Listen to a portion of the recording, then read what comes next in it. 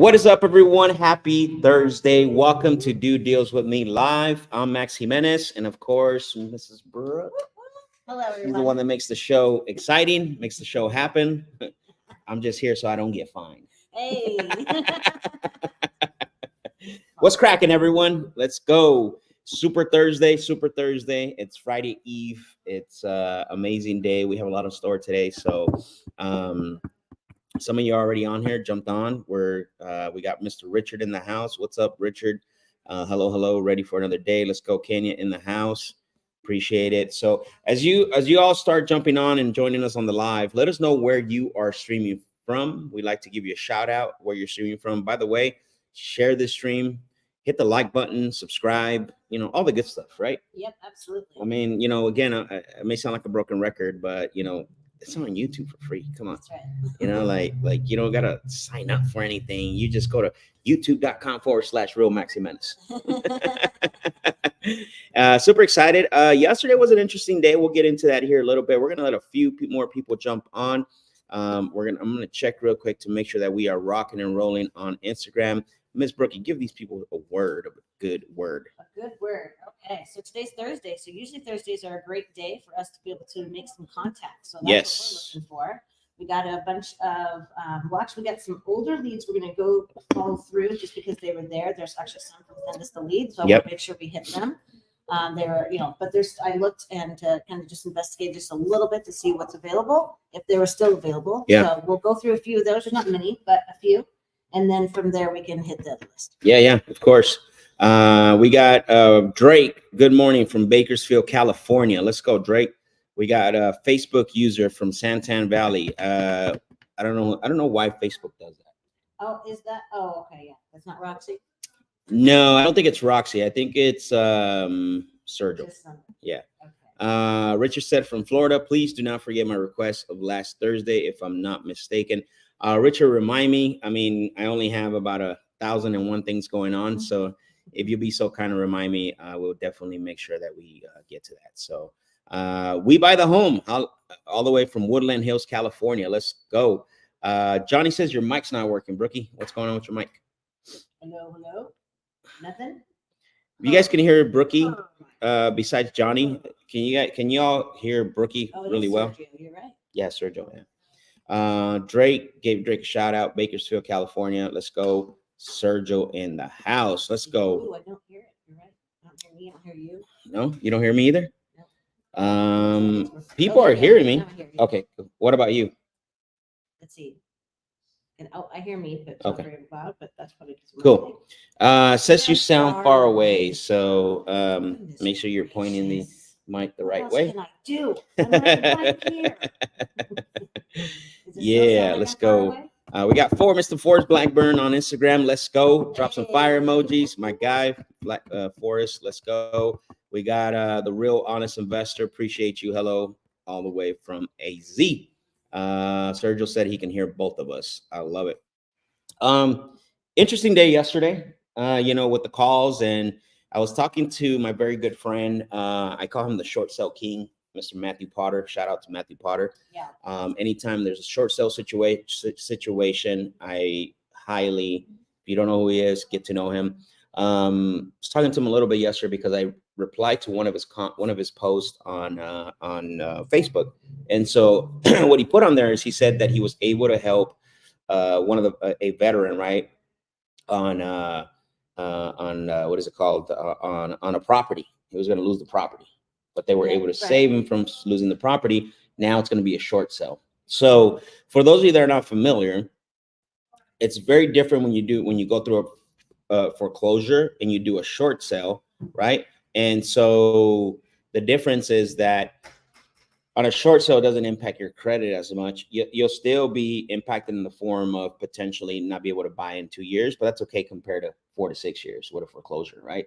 So he 7 years on a foreclosure, no? Maybe longer. Yeah, you're absolutely right. Depends how fast you work on your credit. Yeah. So, but anyway, so yeah, I commented because he had just saved someone from a foreclosure, and basically what they're going to do a short sale, which I love. Jermaine in the house. Let's go. Let's talk about it, Jermaine. So what he was saying is, sorry, what I posted on there, I said, hey brother, I said, this is about to get really interesting this year with these types of situations. I said, in the last probably 2 to 3 days, we've had probably anywhere between 4 to 5 conversations with individuals that are really in a position that they need to do something right. Upside down, they owe too much, they paid too much for the property. So I know we've been talking a lot about low interest rate loans being an asset, but are we starting to see they're also becoming a liability for the homeowners, Right. because why? They overpaid for properties, right? They overpaid for properties. They basically they got too much loan, too much debt, right? And so the problem now, where people are running into over leverage, right? Some people don't need that big of a house. You saw the guy from Douglas. Yeah. He said he bought a 5-bedroom, 500 bathrooms, because of the what is it called? The family was going to move in with him. Oh, that was Minnesota. Yeah. Well, no, the guy in Douglas is the same thing. Okay, so both of them. And so now he's got a property that he can list it on the market, but he's going to have to come out of pocket. And so we're seeing this trend, and it's interesting because, you get 100 of these people, 50% or more are not going to know they're not going to be able to do anything. So what's the next reaction? Come out of pocket. Yeah. Well, that's what I'm saying. 50 to 60 to maybe even higher are not going to be able to come out of pocket. Right. Yes. So if they can't come out of pocket, they can't sell. You cannot even can't try to get this property on a subject to, because it's just not going to cash flow. And even on a wrap, it doesn't make sense, right? Sell it on a wrap to an end buyer still doesn't even make sense, because the payment's so high. I mean, you're paying, look at just the example of the one in Florence, $3,000 a month for a two bedroom. Yeah. That is crazy. In Florence. Like, who wants to go? How many of you guys want to pay $3,000 a month to go live in a 2-bedroom in Florence? Yeah. Realistically, right? And so he texted me and he's like, hey brother, he goes, I saw that you responded to my comment, to my post. And he goes, dude, my inbox is getting filled daily. He says 2 to 5 emails. Wow. Of recommendations. He goes, I haven't seen this much activity, he goes, in a while. So interesting times. That just means that we got to be aware, we got to be alert. You know what I mean? Don't listen to your guru. This is why it's important. Don't listen to your social media influencer, your content creator. This is why it's important to really leverage into relationships to those who are out there doing the business and understand. Look, a lot of people talk about foreclosures. A lot of people talk about, and there's a lot of people who have great expectations for this market, this market we're going into, because, the Fed said they were going to lower the interest rates a few times, which is great, whatever. Hopefully a lot of those people can refinance, but however, exactly. That's still going to cost. They might not be able to, because the property doesn't appraise. I mean, it doesn't have to appraise, you know what I mean? Like, it might not appraise for, it's going to be a lot lower. So the what does happen in that situation if the property comes in lower to refinance? I don't know that scenario.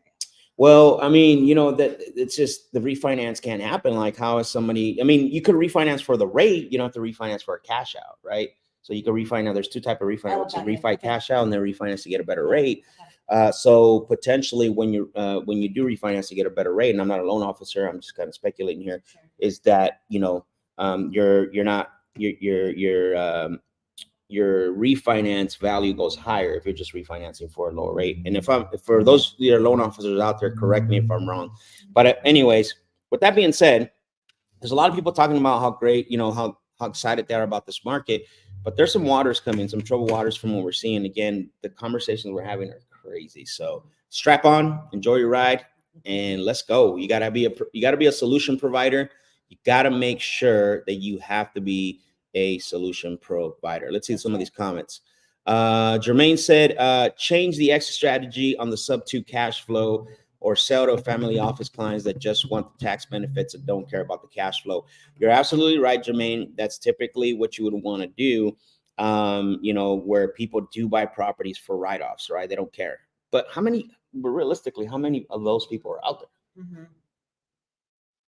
You know what I mean? So he's saying, say it again. So let me make sure. So what he's saying is change the strategy on the sub-2 for cash flow, or sell, right? Or you could sell to family office clients that just want tax benefits and don't care about the cash flow. I mean, yeah, no, that's you're right. How many are out there? Yeah, we do that for sure. That's always been a, with it. So there's three ways, right?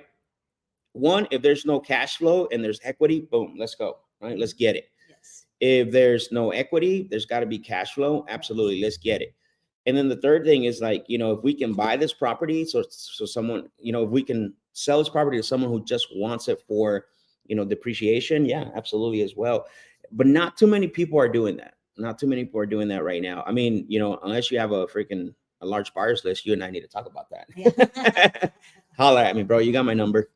So makes sense. Got to get connected and be ready so you don't have to get ready. No, absolutely. That's what I was saying, is that you need to basically be around people that understand what's happening. They have a pulse on what's happening so you can prepare. Stop listening to the social media influencers and content creators, and even some teachers, unfortunately, that haven't done a deal in about 5 years. I'm just saying. Okay. And so interesting times. Again, I'm excited for the fact that I think there's going to be a lot of opportunities for those that are prepared, and those that have exit strategies, and those that have the relationships that they can lean on, right? And stop being a lone wolf. Listen, I was in that mindset of a lone wolf for a very long time. And so it just doesn't get you as far as you need to go. You can go fast, but you can't go far. You can go fast in circles, but you're not going to go far in a straight line. And that's what you want to do. You got to go fast in a straight line, and you have to align yourself. The Real Honest Investors says, I have a direct to seller deal almost done. Agreement on price 185, ARV 317. Nice. That's solid. Based on the deal automated, only issue now is that the lady has a long time renter and does not want to leave. Any advice? So yes. So what I would do, there's a few things here depending on what state you're in. If you're in California, that's going to be rough. Okay, but that doesn't mean it's not a deal. So the next logical step, what you got to do is figure out, what do you think it's going to cost in regards to if you bought the property with the tenant in it, right? And you told the seller, don't worry about the tenant, don't worry about it. We'll buy the property with the tenant in place. How much do you think it's going to cost, and what's that timeline of getting the tenant evicted, right? Because then we bought properties with tenant in it, and we've done the eviction, and so that's what you need to see. What is the cost, the impact of what it's going to cost you, and negotiate that with the seller. Right. You can also offer cash for keys. Yeah, you can offer cash for keys as well. Have the seller give you the tenant's phone number and say, hey, don't say you're the new buyer. Don't ever say you're the new buyer to the property when you're talking to tenants. That's the worst thing you can do, because now you become the enemy. Yeah, true. Yep. So what you got to do is you got to say, hey, Brooke reached out to me, so I'm just kind of being a mediator here. I'm not anybody. I'm coming on her behalf, because I want to see how we can help you and make this work. And I know she does too, but I know that the communication hasn't been as good. So I'm here to mediate. I'm not here to, I'm not anybody. Right. I'm only here to get an understanding so I can give feedback to her. So they made an offer for $2,000 or whatever to give you, if you gave us the key and signed this 1-page document that says that you'll vacate the property in 30 days, we'll give you $1,000 now and $1,000 when you get out. Yeah. So it gives them money up front, money at the end. Don't ever say you're going to be the new buyer, the new owner of the property. That's not what you want to do. And the thing is, because you're not very from your question, right? I think you have to be very careful. This is not a what is it called? It's not always a perfect scenario. So like I said, if you're like in certain states where it's like very tenant friendly, like you got to be able to measure what the cost is so you can negotiate that with the seller. Yeah. Yep. So, and also work with the seller. Listen, you don't have, work with the seller. Say, hey, let's work this together. Let's evict this tenant. You know what I mean? Just make sure you got it under contract though, because sellers are really bad when it comes to commitment.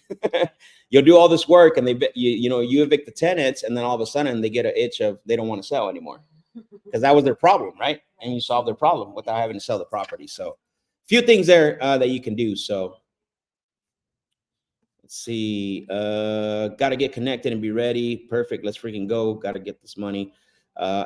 It hurt being solo looking back. It does. Absolutely. Weed and Friends says great advice on social media, on IG. So, all right, what we got here? The real honest man said, thank you. You're welcome. All right. Clean Eats says, good morning, all the way from Chicago. Oh, you're in the property's in Washington. I don't know about Washington, but it may just check it out. I got a friend out there. I'll reach out to him. Shoot me a DM on Instagram. I think you do follow me on Instagram. So I've seen your name before.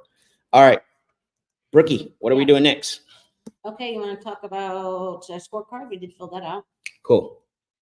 So let's look at our scorecard.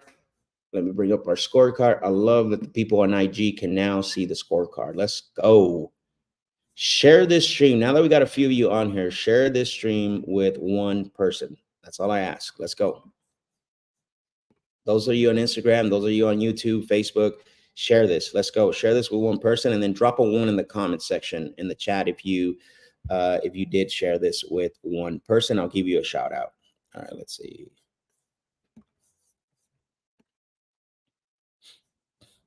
We did the contract walkthrough. Someone was asking that. Did you? That was day 5 and 8. Yeah, 5 and 8. Yeah, 5 and 8. Thanks to our Precious, yeah. Our committed viewer, Precious.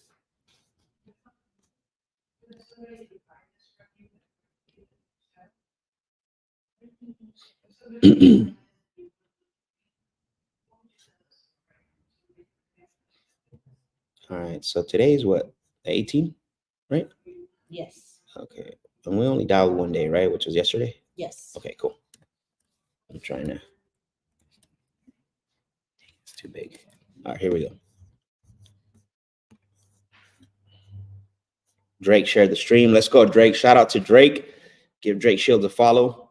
Subscribe to his YouTube channel. Thank you, Drake, for sharing the stream. Appreciate you. Jermaine, let's go on Instagram. Thank you for sharing the stream on Instagram. Appreciate you as well, brother. I wonder why it's not showing it. That's really weird. Technology. So much fun. I'm sure glad you know how to do this. I mean, I act like I know what I'm doing. Shoot. Why it's going? I gotta get rid of all this Windows.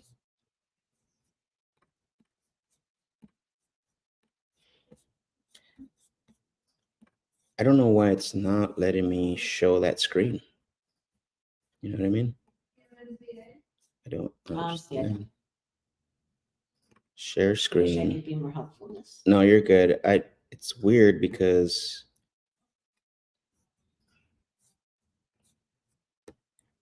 oh, I see why. Okay. Yeah.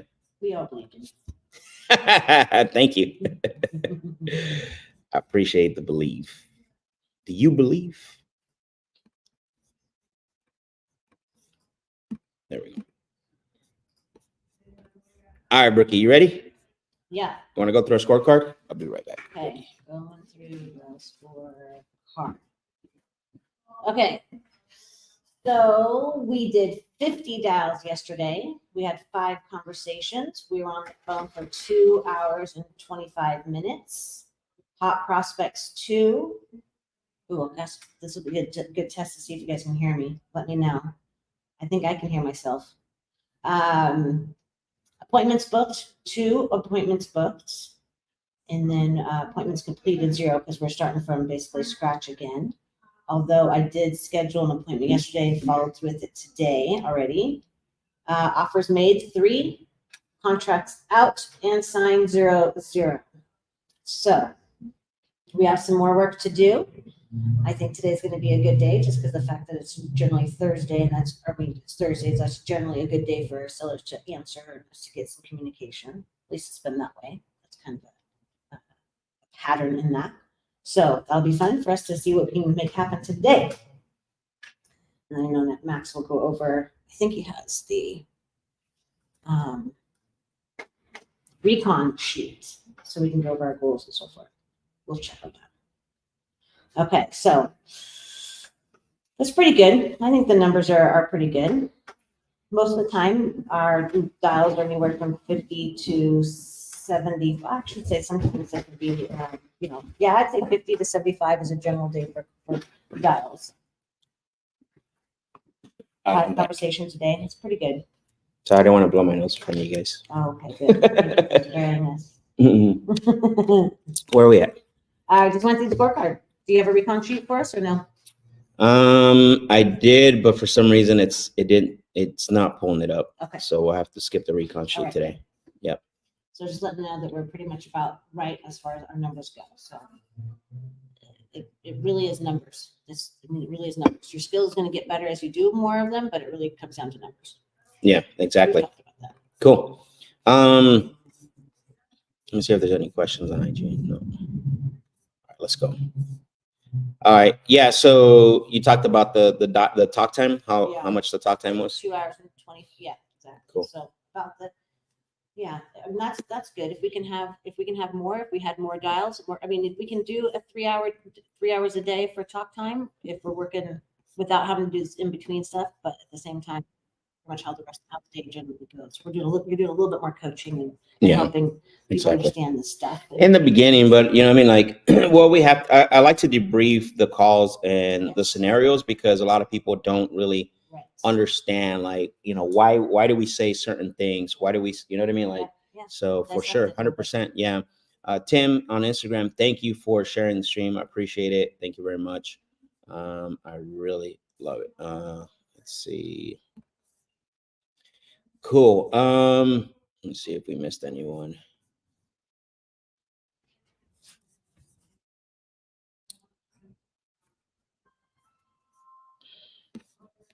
Yeah, it looks like we got every question answered. So we went through the scorecard. So there's nothing left, but let's get at it. You got a call set up already? I have some people to dial. Let's go. Okay.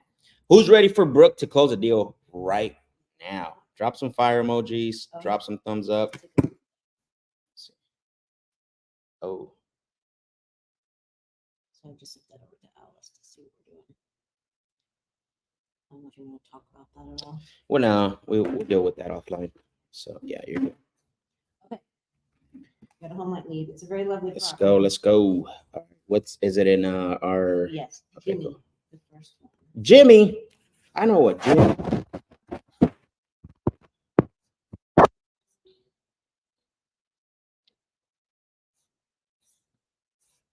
Great. All right, so Jim, you said? Jimmy. On DeSoto, Texas? Yep. Cool. Look at this property. Nice. It's perfect for you.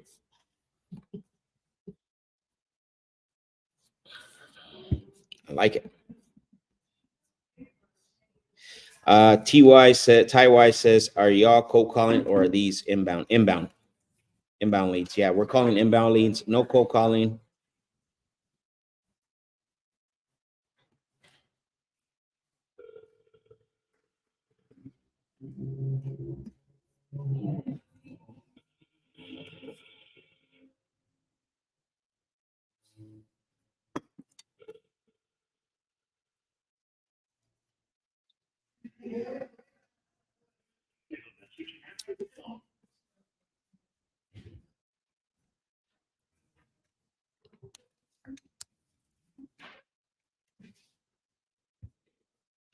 That is a nice property. Is not available at this time. Please record your message. When you're finished recording, you may hang up or press 1 for more options. Hello, this message is for Jimmy. This is Brooke calling about your property on Terry Hill Lane because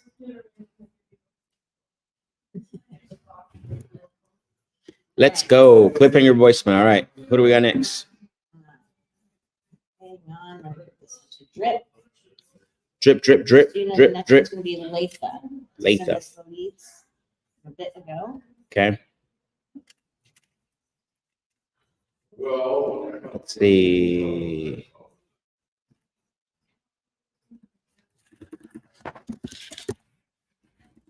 Letha? LA. In Durham. She's in Yeah. Durham. So I wanted to, call some good spots, right? Okay. Yeah. I love that. Let's go. And verify the name on title is that.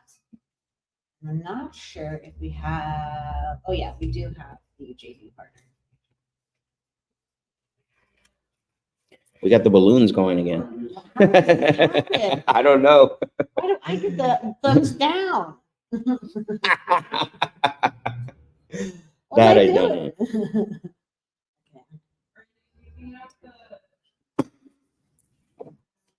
That I don't know.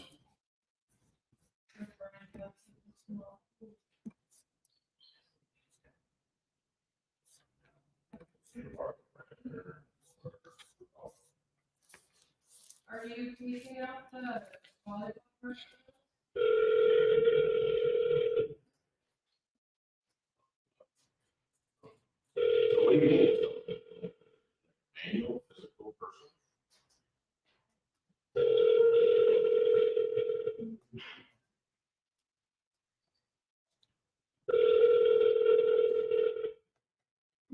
Let's go.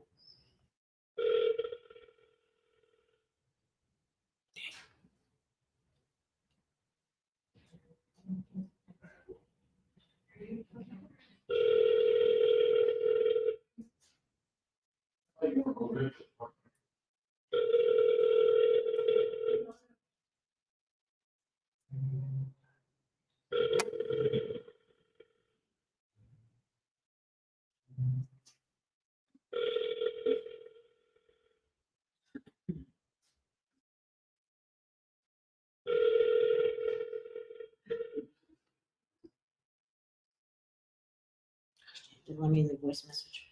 It just hangs up, huh? Yeah. Huh. I'm telling you, it's the system's funkiness. You need to go with alcohol or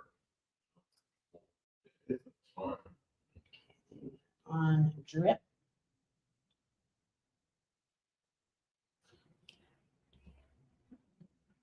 Yeah.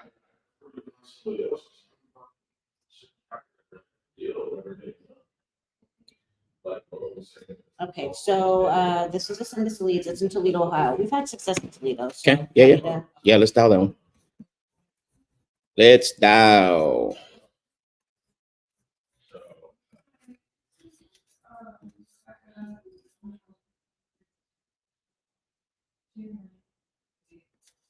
What's the name on that one? I want to pull it up. So, Phyllis. compact.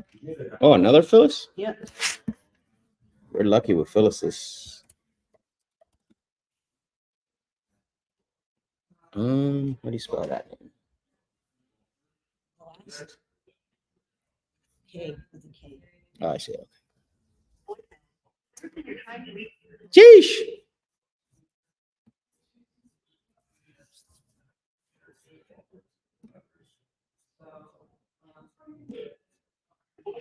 The person you're trying to reach is not available. Please record your message. When you have finished recording, you may hang up. Hi, this message is for Phyllis. This is Brooke calling about your property on South Avenue in Toledo because Let's go. That's a cliffhanger voicemail. So I got a question here from We Buy the Home. How do I send my lead to you? I just put it on the screen. Go to sendusthedeals.com, sendusthedeals.com, and submit it. Make sure that you put, there's a video there that tells you exactly how you can, what we need, how to submit it, and how it's going to get to us, and what's the next step. So go to sendusthedeals.com for you to be able to send us the your leads for us to call here live on the show. Like the lead we just called right now, right, Brooke? That was somebody that submitted the lead? yes. Perfect. Yep.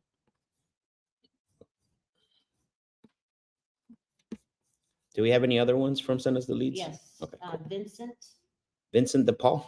No. They're very cool. In Toledo? Oh, it's just a 2-bedroom, 1 bath. It's not. There's no way. Oh, A 2-bedroom one? No, this is a monster house. No way, amigo. I mean, take a moment.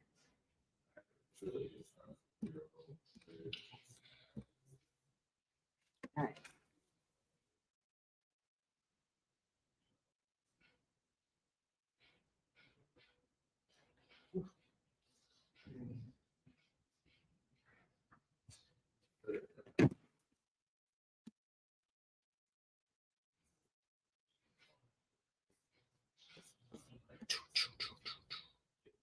That's cool. Case AZ Realty said that's cool. Awesome. Who's next, Rookie? Vincent. Vincent, man. Come on, Vincent. I feel like Vincent's going to pick up.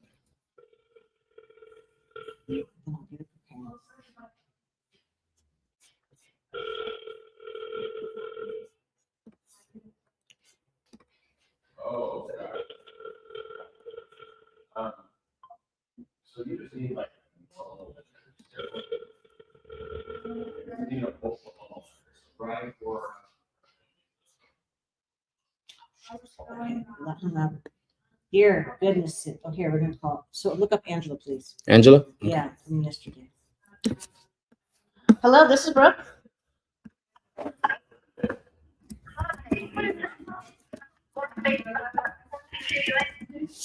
I'm so sorry. This is Angela?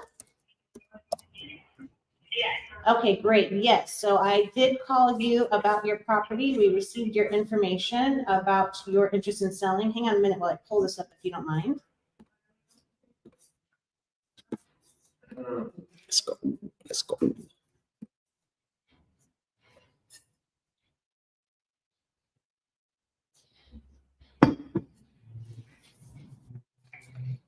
Okay, got it. I'm taking a second here, so sorry. Thanks for calling back. Good to talk with you here. Pulling up everything I can so I can make sure I'm speaking intelligently. Ish. So we're direct buyers. We're looking for opportunities. So yes, investor basically. Are you looking to sell to an investor?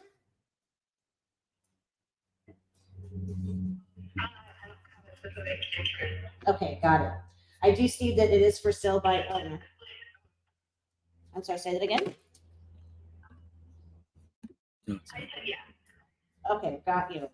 Okay, well, I did receive your information because you had filled out a form online about your interest in selling. So just would like to see if I can go through some follow-through questions with you and see if we can qualify the property for an offer. Is that fair? Okay. Okay, good, excellent. Okay, so can you confirm how many bedrooms and bathrooms this is?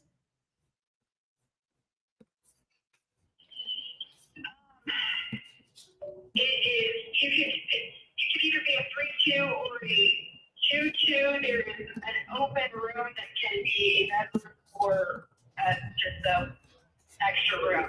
Got it, okay. So currently you have it as a 3-bedroom, or you're saying that that extra room should be, you're considering that a 3rd bedroom? I have it as a 3-bedroom, yes. Okay, got it, okay. I actually even have it for yeah, go ahead. Okay, and does it have a closet and a window in that space?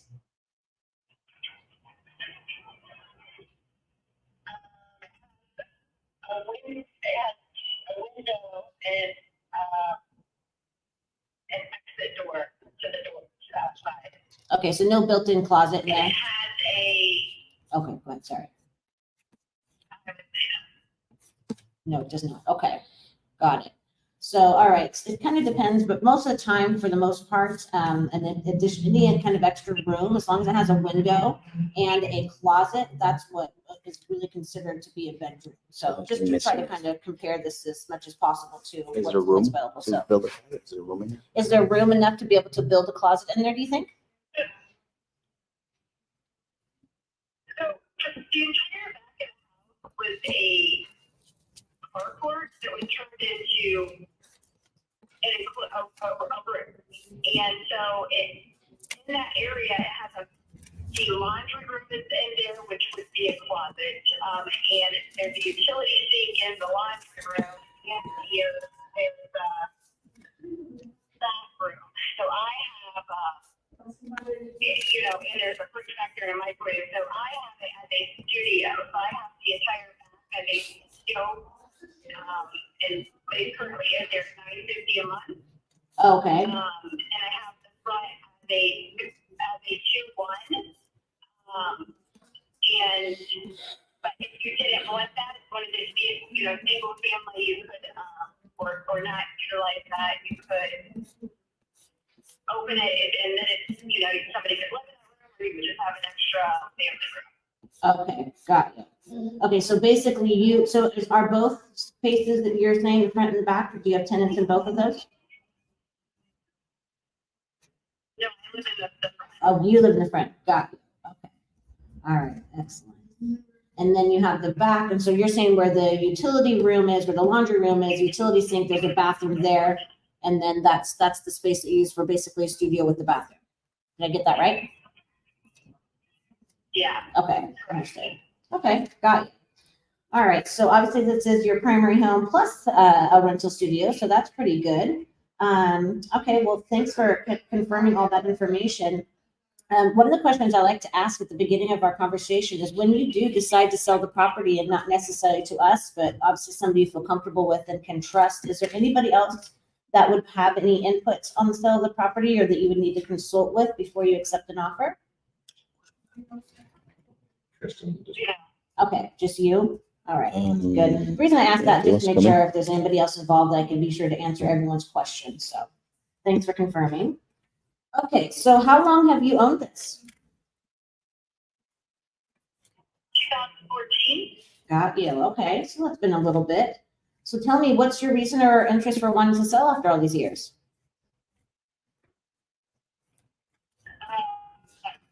My only child left Pennsylvania college, got divorced, I retired, and moving out of Orlando. Got you. Okay, there's a lot of changes. My goodness. Okay. Well, good deal. Okay, moving out of Orlando. So as far as your next plans, do you already have that kind of worked out, or is that still to be determined for you?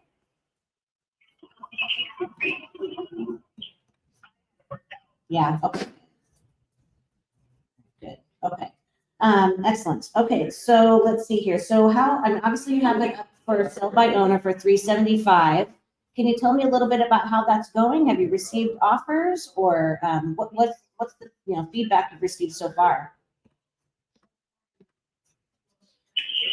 Well, until Monday, I've spoken to one person. I'm getting about, I'd say, 30 to 50 contacts a day that all are just, investors and realtors, and I have chosen not to engage any of them or weed through to see if there's any, real offers. So, Monday, I've decided I'm going to start calling people.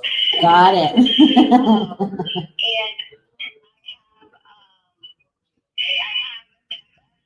doing a second walkthrough at 1:30 today, and he will make an offer, but I don't know what that offer will be. If he's working with a realtor that she's worked with him for 7 years buying properties. And I have an offer that I will take as soon as it is in a contract. So I anticipate by, I would say, tomorrow that I will take one of his offers. But that's only, again, I've been working for 4 days. Okay, so you're saying that you have an offer that you like, and once they put it into a contract that's something you're willing to accept. As long as the contract here is similar to my understanding. My experience, what I have done is when people have texted, said, go ahead and put it in writing, and either for some reason people don't put anything in writing, or when they do, it's not as it was discussed. So, Why do you think that is? legit than the other. Why do you think that they're not putting it in I writing? think Go ahead, sorry. that people are bullshitting, and I think people are preying on people. That's what I think they're doing. Yeah, that's exactly right. That's exactly right. And a lot of times they'll make you want They're to hoping just to deal with somebody stupid, and I'm not stupid. Right, good. That's good. Yeah, a lot of times. So I don't get insulted and offended on a daily basis. Yeah, I hear you. Not to engage it. I hear you. I hear you. Yeah, a lot of times people will, there's just so many different investors out there that will, give you any price, to put it on paper, and they'll basically, change things last minute, or, renegotiate after they've already, have you under contract. So it happens all the time. We see it all the time. That's, generally speaking, that's sometimes, why we actually don't come in as high as a lot of other people. but we're being real with our offer and our You can numbers, depend so it's something you can depend on. So that's the goal here, is to see if we can get to an agreement that's still gonna work for you and work for us as well, to make it make sense.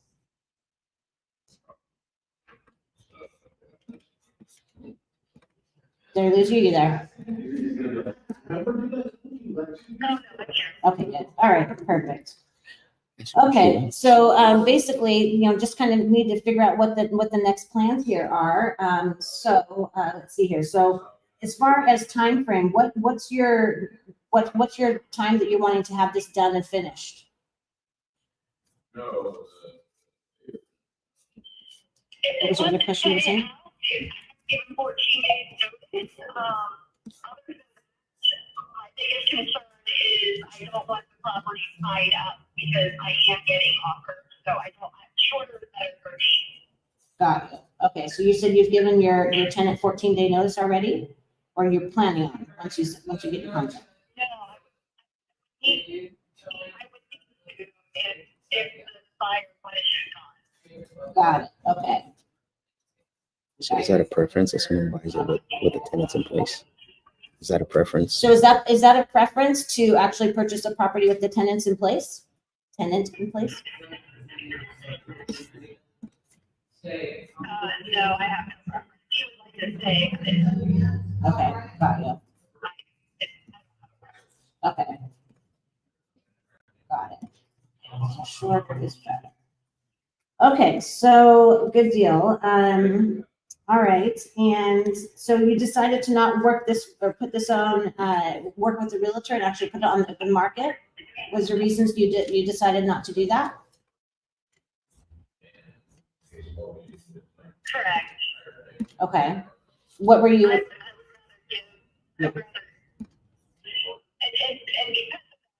I'm willing to take that, so instead of giving that to a realtor, I'll give it to Got it. Okay. All right. So let's see here, and you've been on there for a little over a month. Just trying to look at the details here with that. So, and you do have a pool, so that's pretty great. So it seems like a pretty great little property here for sure. Okay. So as far as the pictures that are here online, that's all current. Is that right? Where did you find it? I'm just looking right now on Zillow. Just looking on Zillow right now. Okay, good. Okay, excellent. So, all right, so let's see here. So I guess talk to me a little bit more about the condition. Do you know the age of the roof? I haven't replaced it, and I've been there since 2014, but I don't know the specific. Okay, I'm not sure. All right. And do you know the last time the AC was replaced? Placed in and out, and the end was 2014. I just know because I looked at it yesterday, and somebody has, and I don't know about what year that was, but I know it's been since I've been there. Okay, so the in meaning that's like a mini split? Or are you familiar? Oh. I don't know about that. There's just like a unit in there. Okay, yeah, the inside unit is what they generally call a mini split, but that's cool. Okay, got it. Okay, so 2014 for both of those. Okay. And have there been any kind of insurance claims on the property? Okay, excellent. No foundation issues that you know of?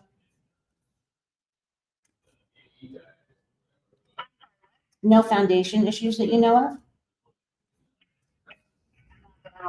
Okay, perfect. Okay.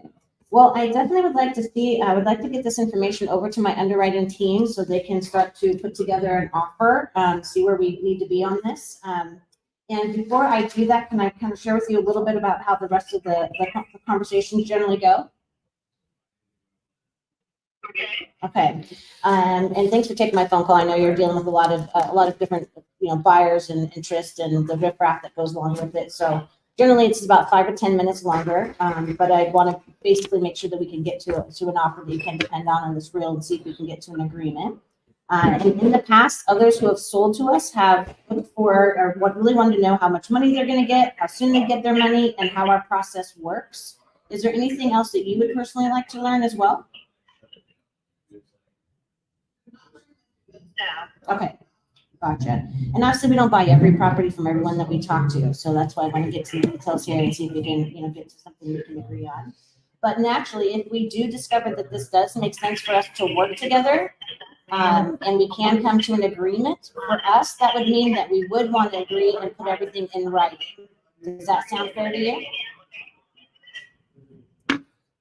Okay, sweet. Okay, so, let's see.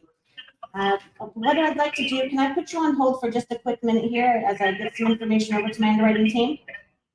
Put you on hold for about 60 seconds. Is that okay? All right, great. Thank you.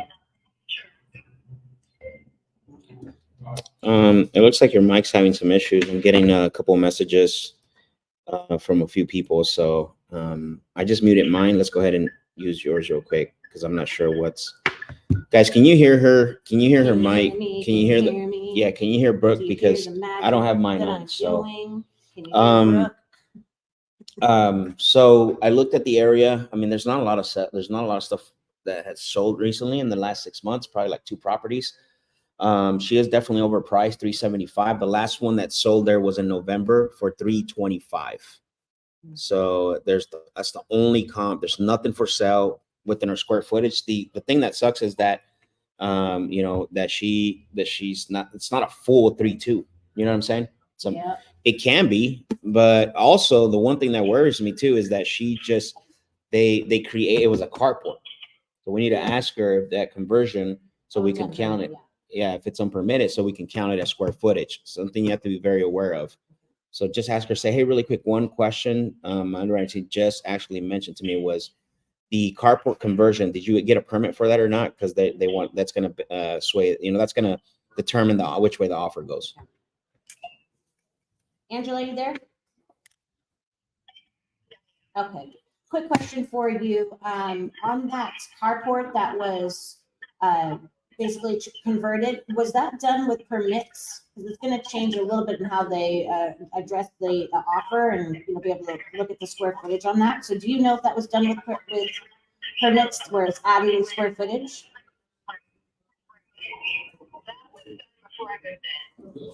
Okay. Okay. Got it. Okay, great. I'm gonna put you on hold for a quick minute here, so thank you.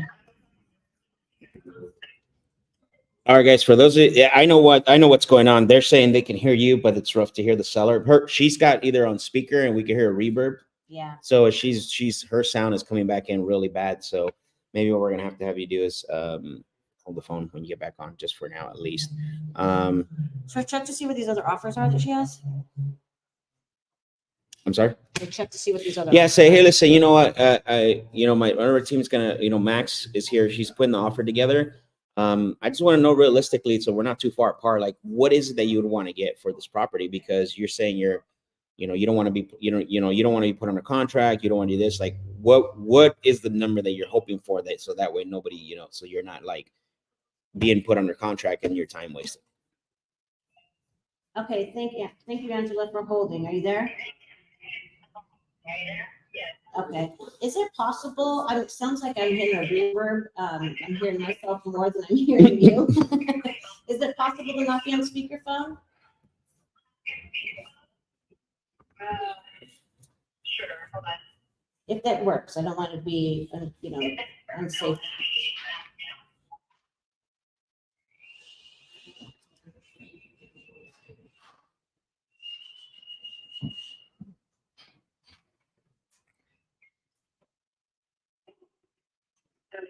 Okay. Are you there? Gosh, yes, that's 100 times better. Thank you. I appreciate that. Okay, good. All right. So just to kind of, catch back up with you, I appreciate you being on hold. I was talking to Max. He's here next to me looking at the property here and trying to see what we can do to come up with a good offer. And I just want to make sure that we're, kind of in the same ballpark here. So I guess let me ask you this. What's the price you're hoping to sell this for that does work for you? So I'm not, wasting anybody's time and seeing if we're, even in the right ballpark here for you. I'm looking away at 350 based on the other terms, stating what, this is how we do the contract. Got you. Okay. So you're pretty much looking for full retail then on this. Yeah. Okay. I see this. I mean, I don't know if you're familiar with the area, but I don't know if you've heard of the packing district, but it's being built right next to my property, and it's, I mean, in a year or two, I'm being a fool to not wait 2 years to sell the property. So Yeah. Okay. it's going to go up tremendously in a year. Okay. And you don't want to wait. You don't want to wait a little bit longer to sell it when the value does go up higher. I am considering it. I see. Okay. I'm also offering seller financing. Oh, okay. Got What are it. the terms? What are the terms for that? Well, the terms being presented are 15 years, 7.5 interest, 20,000 down. That's off the top of my head. I've been off, one of the offers is, if I remember correctly, 20,000 down, 5-year term balloon, 4.2 interest. Got you. Okay. Wow. Who came up with the 7.5% interest? That's even higher than what it would be if they were to go get traditional funding at this point. And only for 15 years. So They get their own funding. yeah. Okay. Yeah. Yeah. Okay. Got it. So pretty much anything other than that, you wouldn't really be open to looking at then, as far as the seller financing options go. Anything less than the 4.2% 5-year term. I mean, or are you? I guess that's what I'm asking. I'm looking at it, I'm open to any consideration. I'm saying that's the one currently being that was somebody else's offer. I have not seen in a full contract yet. Okay, so that's the one you're talking about. If they get that over to you and everything, all the terms are right, and it's what you're expecting, that was what you were considering to take. Yeah, I mean, there was another one today that was a 10-year term, but with 28,000 down. But they thought they were paying no interest. That's just not how life works. Okay. Okay. Those people who I'm like, they think I'm foolish. I mean, I'm not loaning you $350,000 for 10 years, no interest. That's just not, that's silly. Okay, got you. Okay, so I'm just trying to see if there's something that we can work with here. So you don't have a mortgage then, right? You do, it's all paid for? Correct. Okay, cool. Just wanted to make sure that was cool. Tell Okay. her, hold on. So hold on for just a quick minute here. I just want to get talking with Max here for a little bit, see what we can put together. So hold on for a second. I appreciate your time. Thank you. So she's willing to do 350 for 10 years. Yeah, but But she wants mortgage. she wants I mean, she wants interest rate. Yeah. So then just go back and say, hey, we would be more than happy to do the 350 for 10 years. But honestly, the interest rate, we're because we buy more than one property, and I know it's not your problem, but this is how we underwrite. We typically pay anywhere from 5% or 4% interest to 0% interest. And a lot of the times, the reason why is because we're overpaying. We're actually giving you full market value for the property, and that's going to be the pitch. And then see what she says. Maybe she'll say, I can't do 0. Okay, so what can you do? Okay. Yep. Okay, thanks, Angela. Okay, so here's what I'd like to chat with you about. So, we do this all the time when talking about seller financing options and, trying to put together good plans that work for everybody here. We buy a lot of properties this way. So here's what we can do. We can do the 350K for 10 years. And this is how we underwrite it. A lot of times we can pay anywhere from 4 to 0%. And the reason why it can be the 0% is because we're giving full market value for the property versus as a cash But offer. we have given 4% interest. So that's I'm sorry, the two balloon offers I have, they're buying at 400,000.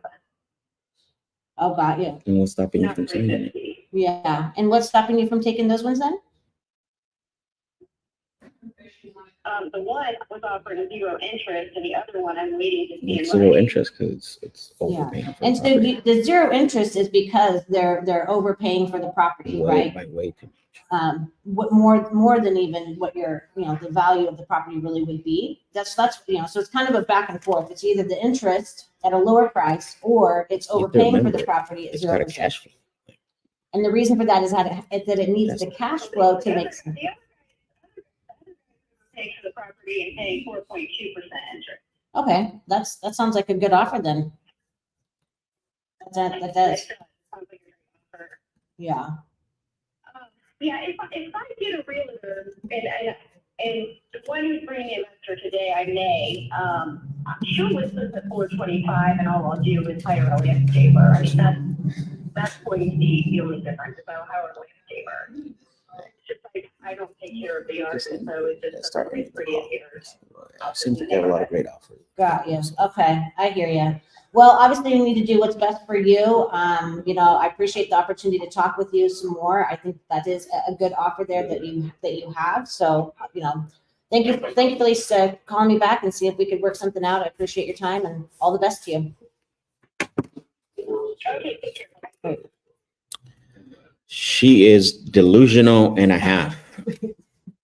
She is crazy. She has all these offers she has, and none of them are in writing. Come on now. Sure. I mean, I'll give you 600,000, and then she's gonna go tell the next person that calls her she'll give her 600,000. I mean, she's crazy. And then a realtor that's gonna list it for 475 or 425. You were saying 325 is what you saw. Yeah, that's what it is. I mean, I'm looking at one right now. It just sold in November, for 325. Let me go back here. A true, based on what she's got going on, right? And even bigger than hers. You know what I mean? We're talking almost 1,200 square feet, nicer as well. Hers don't look that nice. Look at this. Yeah. I mean, it's a box, right? Yeah. So nicer property, bigger, better neighborhood. And it sold for 325. So yeah, she's smoking that good stuff this morning. Smoking that good stuff. Great conversation though for a lot of you to listen to, because that is a seller that's, again, the difference. And I always say this for those of you that have been on my calls or on the Tuesdays sales hour. I always say this: there's certain people that are in certain situations. That doesn't mean that it's motivation, right? So you have to be very aware of those things. They say the right things. They have the right intentions, but ultimately it's just a situation. And what I mean by that is that the situation hasn't turned into motivation because it's not impacting her. Right. Not impacting her financially. The only thing was, she's like, yeah, I just got divorced, want to get out of Florida, and I want to move out here. Right. So she said she can wait a year to let it get higher in value. Exactly. And so she has options, right? Which is good for her. We always want to make sure that people are in a good position, right? We're not sitting here wanting everybody that we talk to be like, hey, you're ever what? Yeah, exactly. So kudos for her, but also very delusional on pricing and all that. And that's usually a telltale sign of somebody that's not yet ready to let it sell and move on, right? Yes, exactly. So you have to be careful when you confuse a situation for motivation. I don't care if it's foreclosure. I don't care if it's a lien on the property. I don't care if it's inherited property. I don't care if it's a tax lien. Whatever the case may be, those are all situations until they start becoming motivation where it's impacting them. And I always say this, potentially personally, financially, or emotionally, right? What are the 4 Ds? Divorce, death, disease. Yeah, I mean, those are still situations. Oh, okay. Yeah, you know what I mean? Because somebody can have, again, I've seen this even to some people that go after foreclosures. You know what I'm talking about. You're like, how come they don't want to sell? Oh, yeah. They're in pre-foreclosure. They're going to lose their house. Yes. They can walk away with 30 grand. Why don't they want to sell? Because they're only in a situation. It hasn't turned into motivation. Now, can you kind of structure it to where it's like you make the seller motivated by giving money? We just try to do that, didn't we? Yes. We said we're gonna give you 350, right? The most possible for the property, overpaying for 10 years, but typically our down payments are from 4%, our interest rates that we give is 4% and 0% because we buy a lot of properties. And that didn't create motivation. So then that's another telltale sign, right? Because you can create motivation. You know, you can get a seller motivated because money's a huge motivator for the right person. Right. Yeah. So great call though, Brookie. All right. There's a lot to navigate there. That's a good one to rewatch again because you're hearing real live scenarios when it comes to. Might be a bad recording though. Just 'cause it's on. I know. So you might have. I know that you like to. Yeah, it's gonna be difficult. You know, because I know you like to put your phone here. We might have to switch these because this is lower. Oh. Yeah, you're taller. Yeah. Well, I mean, because I like to hold my phone and you're the one who takes notes, and I don't know that you like to put your phone on here Yeah. to take notes. You can So hold my phone for me. all right, I can do that. Yeah, sure. So people can hear it. Someone's calling back. I'll pick it up. What? Hello?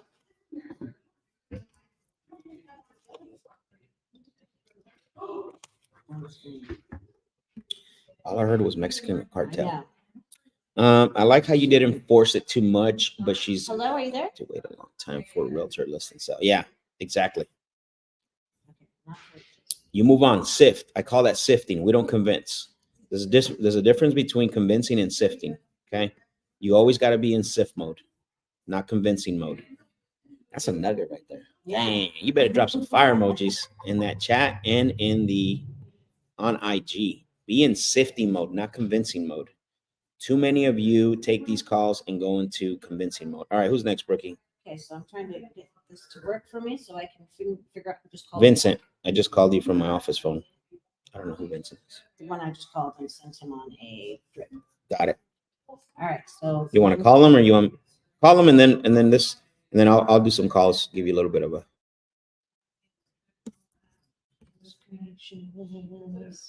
great questions today. I love it.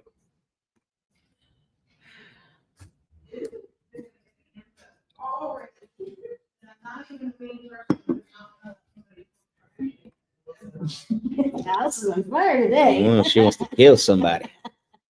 She said, "Not today, double." That's right. What? Oh, he's calling again. Hi, Vincent. Let me pull it up on. Hello, this is Brooke.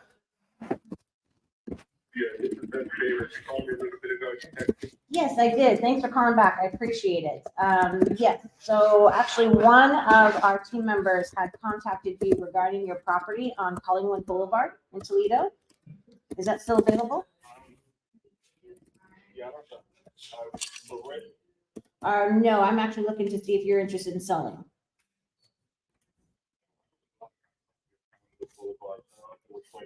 Oh, got you. You're not really selling? Okay. Understood. Is there any properties or opportunities that you do know that are available for sale? Anybody interested that you're working with? No, I don't really. Okay, If I think of something, give you a call back. sure, that'd be great. Okay. Well, thank you, Vincent. I appreciate your time. All right, bye-bye. Who sent that in? It doesn't tell me. I can tell you. Oh, actually, No. no. I don't know who sent that in. We don't have a name for that one, but No. Unless it's the Brandon right next to it.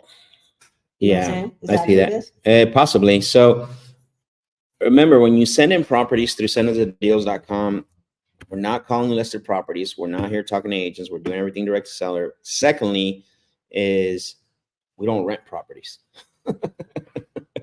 Make sure that you at least have a conversation with the sellers so that way you're aware of what is going on. Also, some of you have been watching us for a while and you're still submitting properties that are listed. Stop. We're going to get to a point where, and here's the other thing too is if you really want to work with us and you really want to get a deal done with us, I would highly recommend even going searching for the market that we're in. Okay. So if you're watching and you want to write down what markets we're in, you better get your pencil now or your pen or write this down somewhere on your iPad or whatever. We definitely are in Arizona. Also, we're in North Carolina, Georgia, and Texas. Now, Texas is big, so I'm gonna give you the submarkets: Texas, San Antonio, Dallas, Fort Worth. San Antonio, Dallas, Fort Worth. Okay, so we are in Arizona, all of Arizona. We're in Georgia, North Carolina, and Texas. And then the sub markets for Texas are San Antonio and Dallas Fort Worth. So just remember that. We will prioritize those leads ASAP. And they can't be listed. Yeah. All right. Okay, so do you, let's see, it looks like this.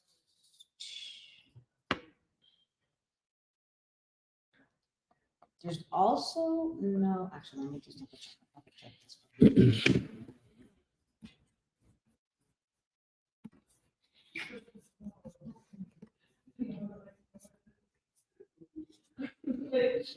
Who's next? So I want to just go check this, the, under,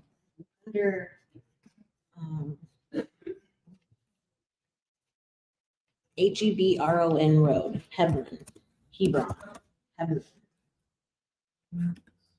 HEB. RON. That's what I'm on, I just need to verify. Okay, I did. So do you think that it's the first name is that, or is it the first name, the last? You know what I'm saying? Oh, yeah, actually, I already know. It's Joseph. Oh my goodness. Yeah, it's Joseph. But I don't have who this belongs to. Yeah, so this is the problem, right? When we call these sellers that you're submitting, and if you don't put your information, we won't know who. First of all, we won't know whose lead it is, Yeah, no one's getting paid on this. and no one's getting paid. Yeah, exactly. And second is that we won't be able to give you an update. And if the seller asks who's your team member, what are we supposed to say? Yeah. You know what I'm saying? So it's very important that you put that information in there, because now we're gonna have to say, Roxy's the one that's been texting him, or the system, anyways. We're gonna have to say you spoke with Roxy. Somebody said, "What's up in Houston?" Houston, nothing, man. Houston's just a freaking monster of a market, and it's tricky. Yeah, I don't want to play in that market. I'm good.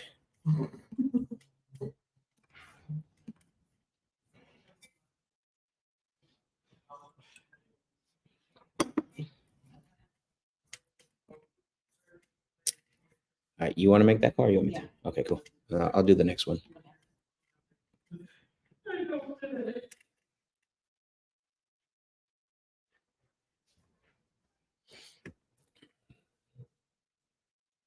You literally want to walk through this? Oh, That was quick.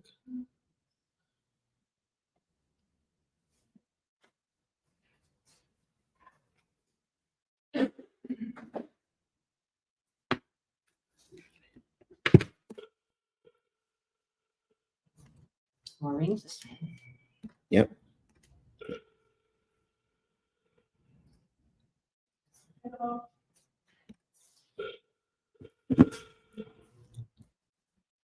Bueno.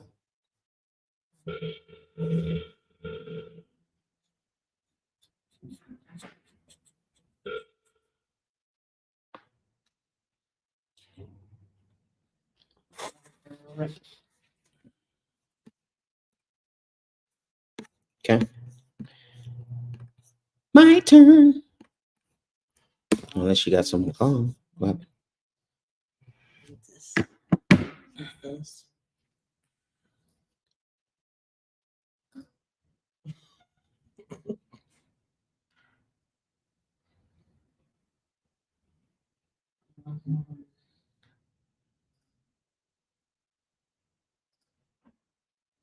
Okay. So we'll call her after this. We'll deal with this. I see some of the concerns, which we addressed it already. It's more of the timeline. It looks like that she's probably, stuff gets real for people, Brookie. Yeah. You know what I mean? Like, everybody gets excited for something, and then all of a sudden it gets really real, and they start to think about things. But that's probably what we're gonna have to address, is the timeline, and figuring out what actual timeline she needs. You know what I mean? Because we did do it for March 31st, right? April. Or April 1st, or April 3rd, or something like that, right? Yeah. Yeah. So maybe she'll need some more timeline. So, all right. Who next? Okay, so I put that one on drip, and then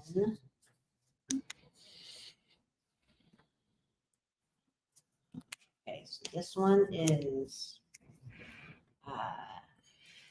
Allen. Well, see, look up the street, Decora.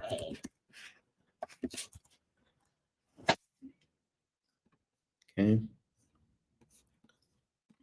Where the heck is this at?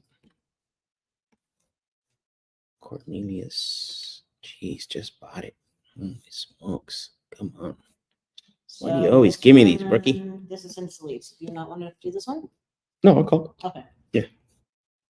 I'm just saying he just bought it. Yeah.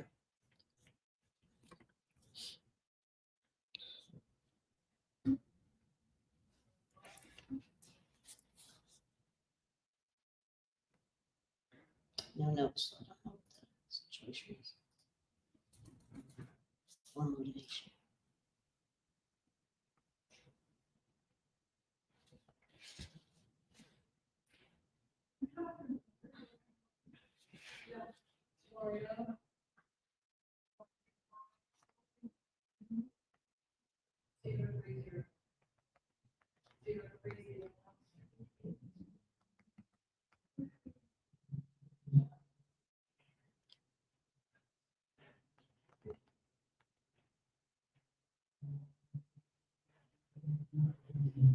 All right, let's go. So I was responding to a text. Alan? Yeah.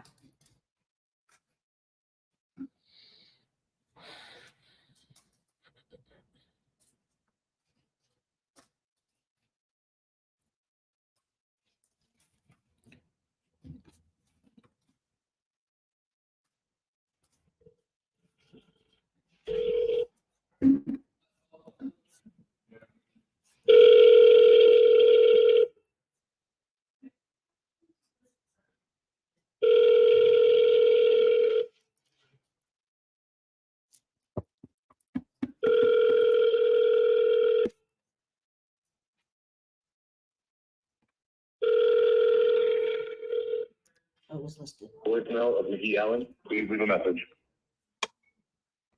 It was listed. It's McGee is the first name? McGee. It is. Yes. It was listed, listing removed in December.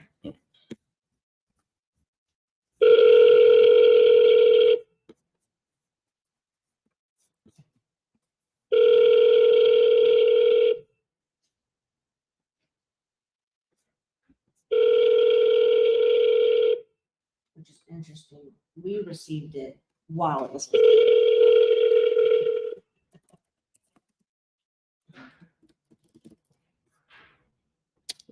They didn't even go to voicemail this time. Okay.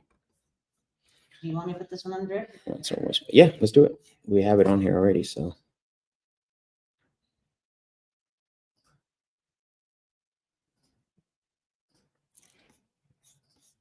How long was it on the market for? Since October. Wow, longer than that. Oh yeah.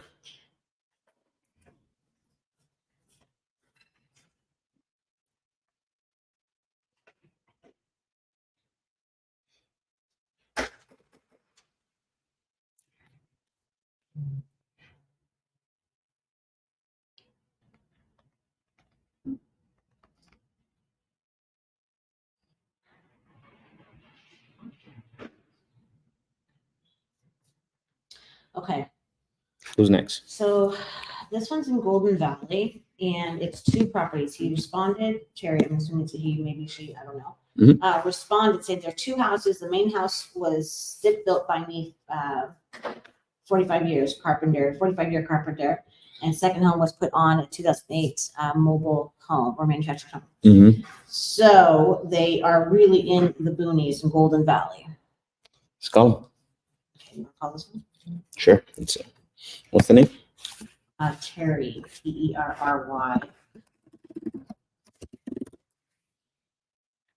don't know why my computer today is like slow. Golden Valley. I thought we had one in Golden Valley before. Like remember it was the container homes. Oh, this is not what this is. But you know what I'm saying? Like, it's pretty boondocky. Yeah, but it's Arizona. We got buyers. Maybe. Alice has buyers for Golden Valley. Okay. Yeah. So it sounds like, so like really more probably like a rental opportunity with Mm-hmm. the two places. Yep. All right. And what it said, it's a mobile home? So yeah, there's two houses. The main house was stick built by me, 45-year carpenter, and second home mobile home put in 2008. The main house is 2,012 square feet. The mobile is 1,500 square feet. They're both on the same property. They both have their own electricity and water utilities. Let's call.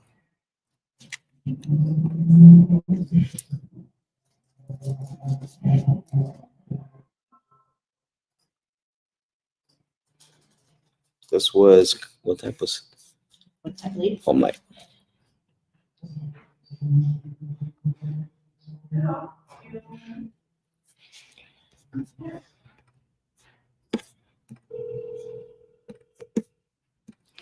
Looks like he wants 400K.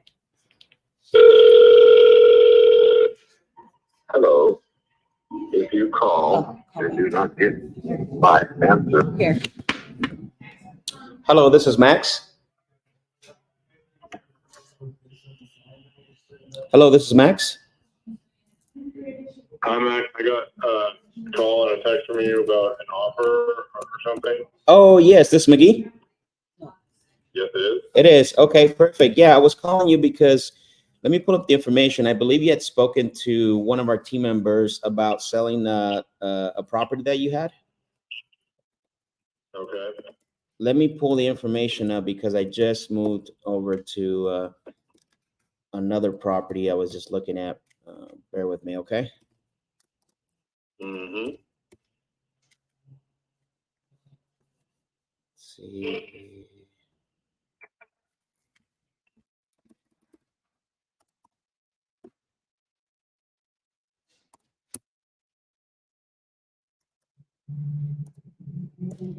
All right, it's pulling up right now. My system is really, really slow. Why is it not pulling up? Come on.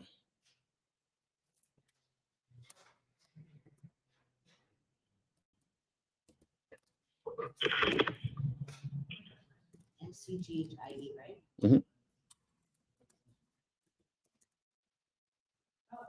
Okay, here it is. So it's the one on Decorah Drive. It looks like that's the one that.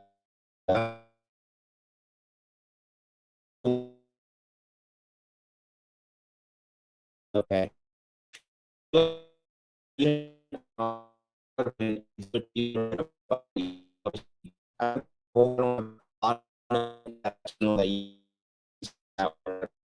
We can, qualify the property offer.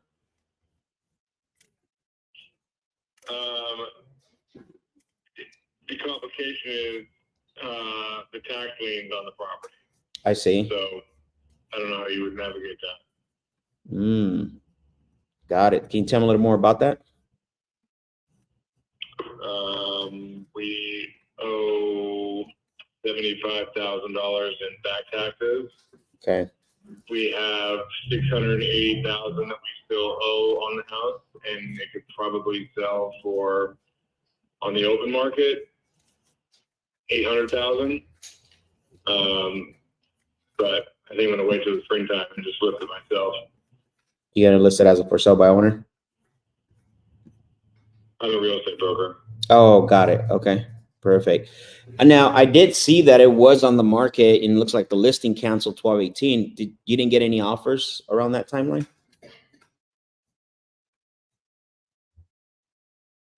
McGee, you still there? McGee, you there?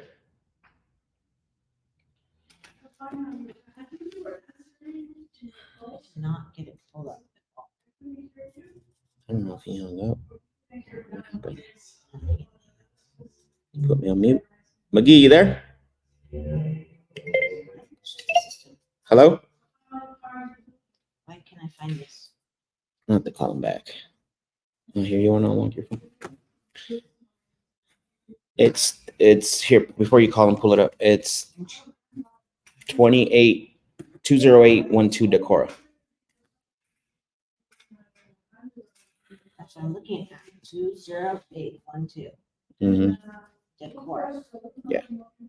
Why isn't it coming up? I don't know. That's what the property is. 20812 Decorah. Because you're in my opportunities. You got to be in all opportunities. Word. Okay. Did he All text right, back? so no. I'll call again. I'm going to call him because he called back the main line. So Oh. I can call him back from the main line here. McGee, you hanging up on me, McGee? Those are fighting words.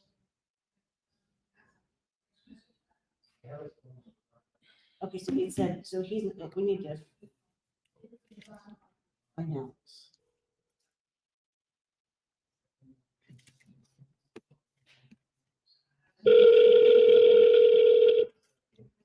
So 75K in back taxes. Yeah. Hey, McGee, I apologize about that. I think I disconnected there. I don't know exactly what happened. No problem. Yeah, I wanted to call you back. So as far as so basically what I gathered just from that little bit was obviously, you know, you got the back taxes and then you have a mortgage. And then it sounds to me like, you know, you did have this on the market and the listing just got taken down in December. Were you able to get any offers on that at all? No, it was listed at that time. Oh, wow. Not even like a lowball offer or anything. You didn't get anything at all, huh? No. Interesting. No. Yeah. December's pretty tough. I mean, you know, even for you know, for our business. So I get where you're going to go with that. So what do you, so in order, the taxes, I'm assuming are property taxes, the ones you're talking about. No, it's income tax lien. Income tax lien. Got it. Yeah. I get that totally. I actually, a few years back, you just reminded me, we bought a fourplex from a guy here in our local market, and he had a $80,000 IRS tax lien for income taxes, or sorry, yeah, for income taxes. I mean, those things, they don't play around for sure. How much did you say you own the property again?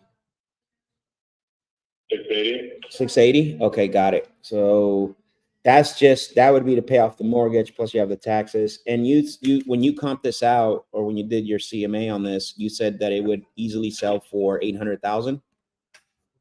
Yeah. And I'm looking at the pictures that you you know, that you had from the previous listing. Those are the accurate ones here on Zillow, correct? Yeah. Okay, I see. Yeah, it's a nice property. Is it your primary residence or is it a rental? Yes, it is. It is your primary. Okay, got it. Perfect. Yeah, nice property. I'm surprised that you didn't get an offer, but again, I know it was right into the holidays, and a lot of times, you know, unless it's like a very undervalued property that's selling, you know, a lot of times people don't want to make offers around that timeline or move. So realistically, I mean, you know, I know that you need to pay off the mortgage, and then you also have the lien that you need to pay off, and I'm assuming you're going to want to walk away with some money in your pocket as well on top of that. I mean, I'm trying to get more than the tax liens. I can take something away. So Yeah, that's the idea. makes sense. What is that you looking for on top of that after paying the mortgage and the tax lien? What's that amount? $1.50. I don't give a shit how much it is. I just don't want to get.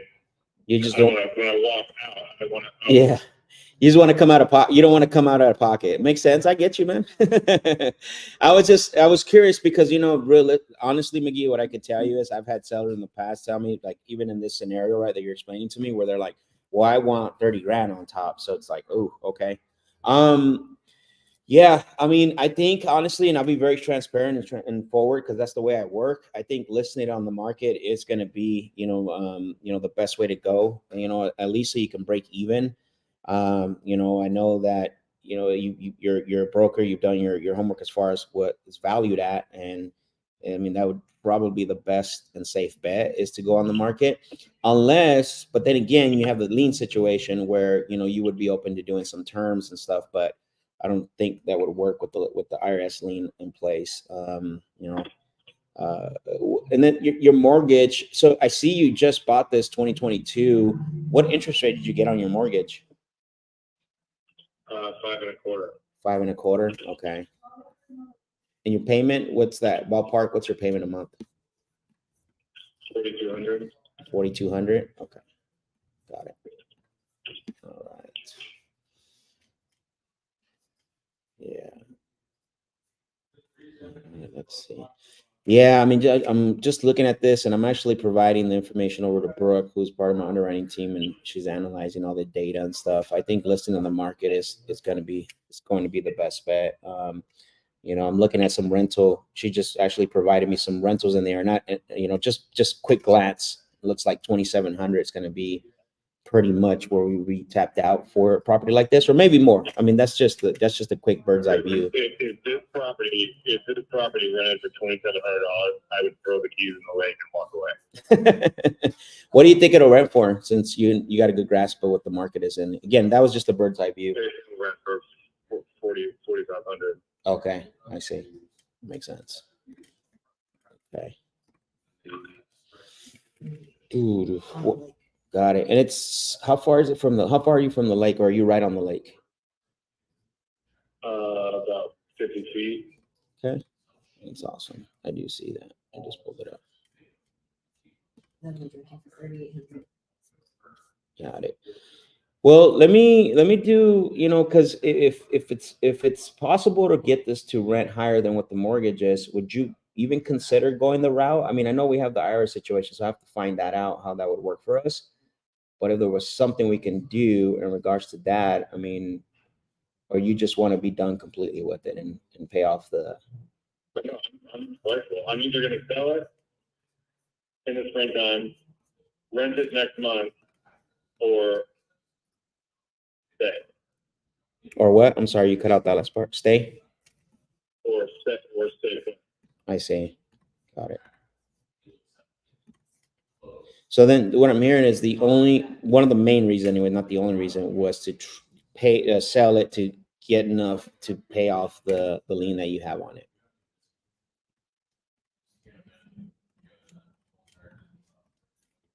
What? What I was saying, that the one of the main reasons why you started considering selling this was the goal to sell it and get enough out of it to pay off that lien that you have against it. Is that was the only reason why you consider selling it? Okay. Correct. I see. Well, yeah, and I'm getting divorced, so I want to be split from her financially. I see. Okay.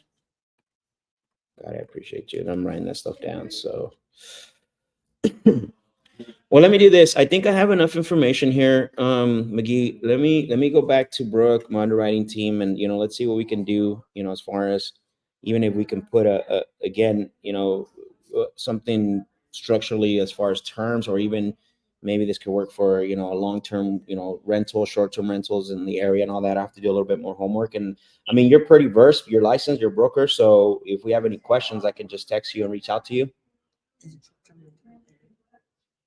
Oh yeah, sure. Okay. One last thing before I go. Is it possible to do short-term rentals? I mean, being that the area where it's at? Yeah. It is. Okay, perfect. All right. Awesome. Okay, well, like I said, I have enough info here, and I will get with Brooke. She does the underwriting and stuff. So, and then that way we can, put something together. And I'm assuming also there is an HOA too as well that we have to deal with. There is an HOA. Okay, what is the structure that you pay them on? Monthly. Yes. I'm sorry. Annually. Say that one more time. Annually. Annually. Okay. Annually. And what's the range? What's the ballpark number that you give them? $790. $790. Okay, perfect.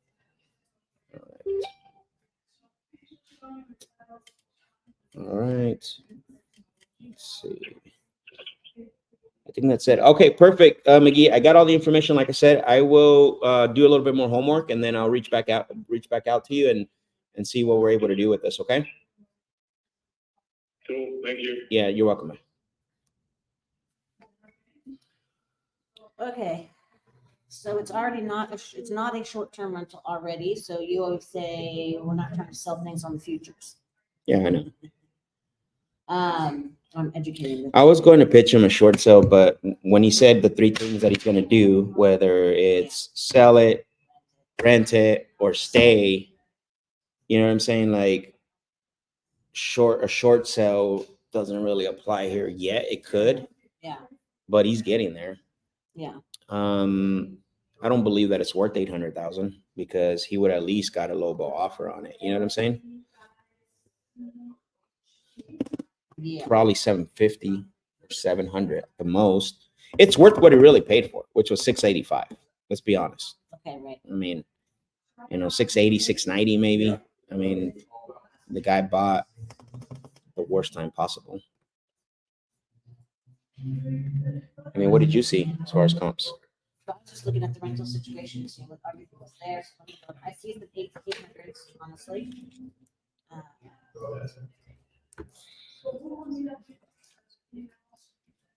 And notice on that car, I went a little different way because this guy is like, he's We got a 960, we got a 900, identical, 940. I mean, they look good. but his is not rehab.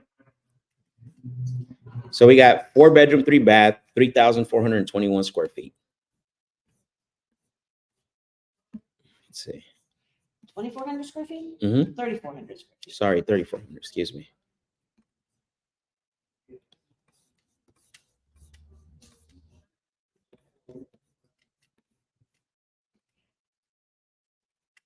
And he said he's 50 feet from the lake, which I don't see. 50 feet is your neighbor, bro. He's more inland, isn't he? Yeah, he's more inland. Yeah, he's way more Yeah, inland. his house is No. not. Sure. So it's probably, I mean, he's probably like a quarter mile from the lake. it's probably more like 700, That's what I'm saying. Yeah, he's 750 maybe. He's not on the lake, so we have to look at that because there's some nice properties there, really nice custom homes, and then those are on the lake as well.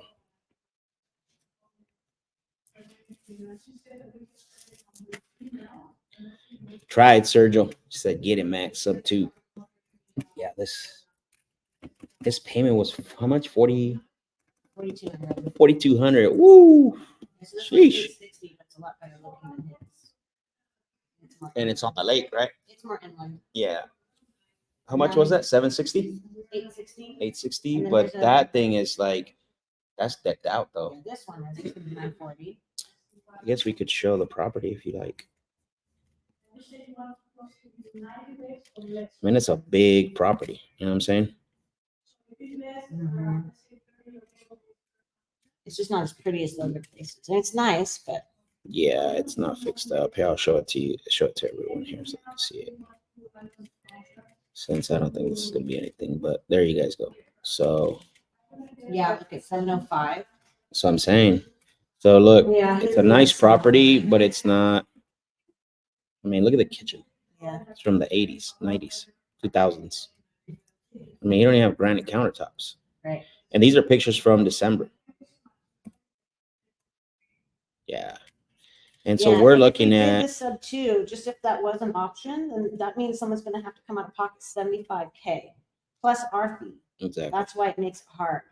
So even if it's at a 7, even if it's at a 10%, because let's just say it was 750 is the price, but I think we could get to that.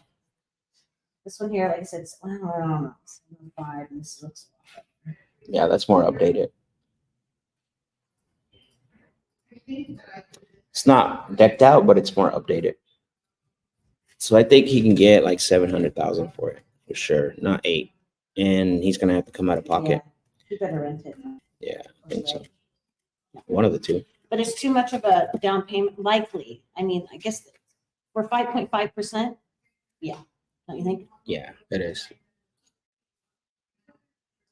Okay, well, we got the information on that. So, I'm just gonna kill this one. Mm-hmm. I don't know whose lead that was. Doesn't say. It was created manually.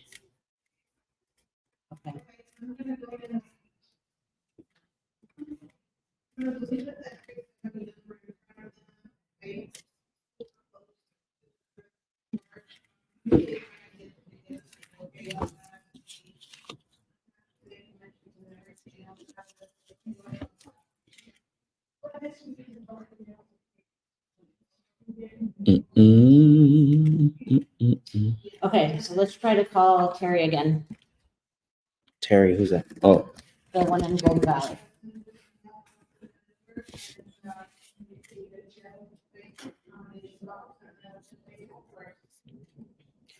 Terry.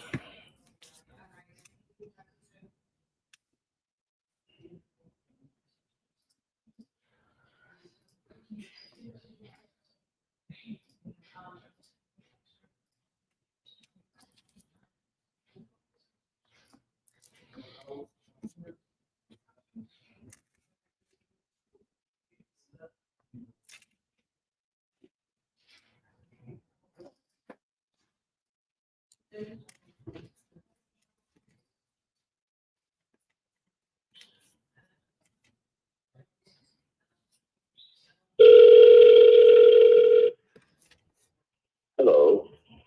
If you call and do not get my answer, or if I do not answer the phone, please leave a message. Sometimes I'm away from my phone, other times I'm sleeping. So I think I please already called him 3 leave a times. message if I don't answer. Thank you. Hello, Terry. It's Max. I was calling about West Slate Street because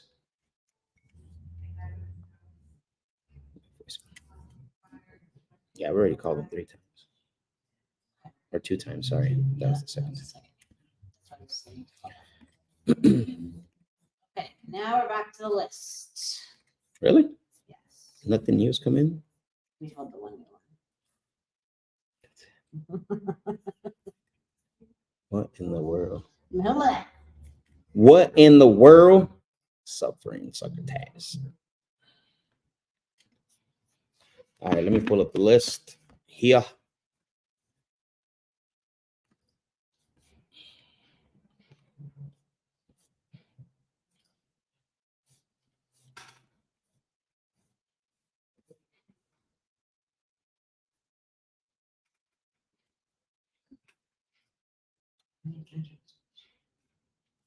We tallying up the conversations, Brookie? Yes, so we spoke with McGee, Angela. Is there anybody else so far? I think that was it. Yeah, I think that was it. Let me pull up the list so we can chat. Karen, Richard next.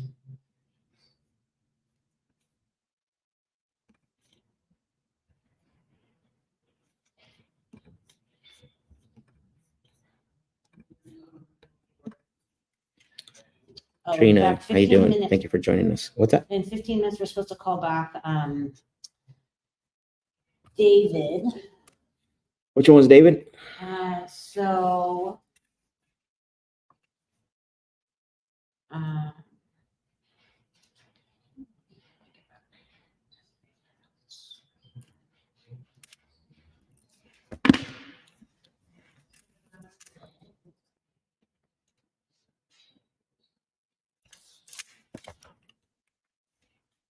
oh, yes, so he was the one that was trying to, he was gonna look up the mortgage information, and he was considering us, he's one who would want to move into the apartment, and he was considering, It's- trying to understand the more scenario on the terms. What was his mortgage payment? $3,000 a month. Let's pull up some information on this before we. Furnished, the thing that was good about it, or possibly good about it, was the furnished finder option. Oh yeah, but also he didn't know the timeline, huh? Like he didn't know what timeline he would give us. He was working with the term.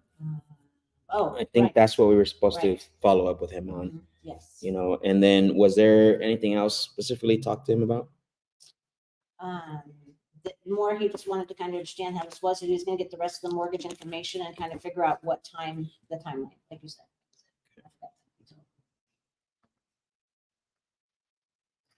So the only way that it would work is really as a furnished finder option. His interest rate was 5.5%.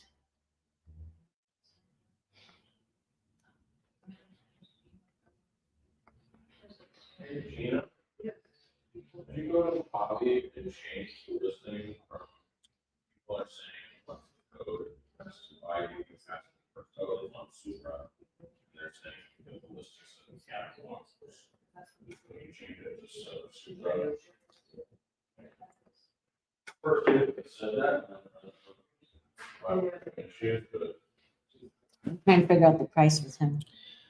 The price of what do you want it for the property? Yeah, or really what he wants. He said 460, 465. His mortgage balance was 417. Which one was So we were this? going to give him 460. Yeah. Okay, cool. Mhm. David.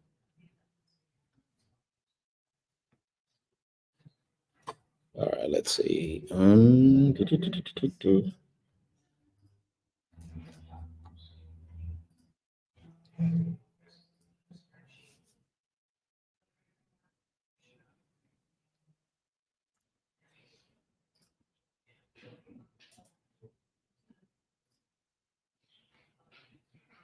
Basically near Indianapolis. did you check it out? Did you let it all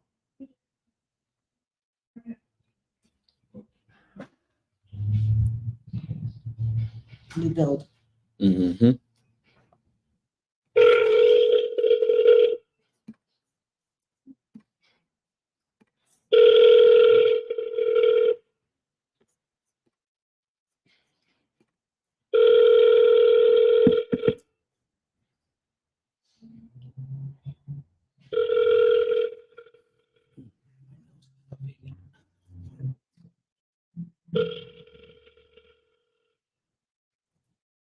Come on, David. Oh, that's right. Come on, David. He just hung up. No one hangs up on me. I hang up on you. Isn't this interesting how this Yeah, that's because it's a new neighborhood. Yeah.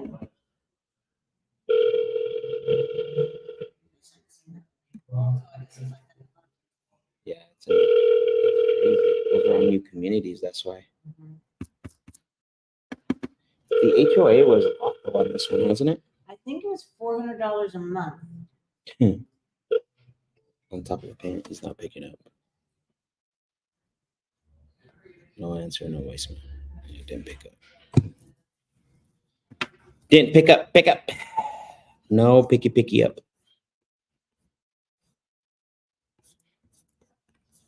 Okay. Yeah, there's no room here. So I'm saying, I think now that I remember, I think the only way would be the furnished finders, but I think the timeline had to be really long, honestly. Like even to the point of keeping it for the term of the loan. Yeah. Exactly. And then the other thing too, I was gonna do is just pitch him, if you wanted to do a short sale on it. So yeah. Okay. You have one you want to call, Ricky? I'll be right back. On the list. Be back. Okay.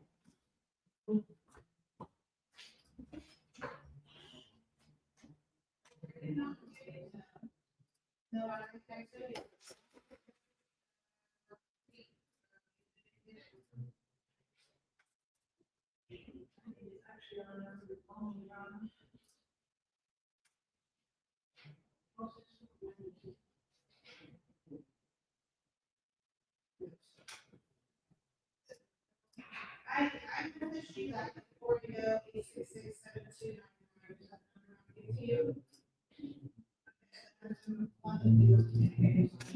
All right. And the population. Anemia, Minnesota.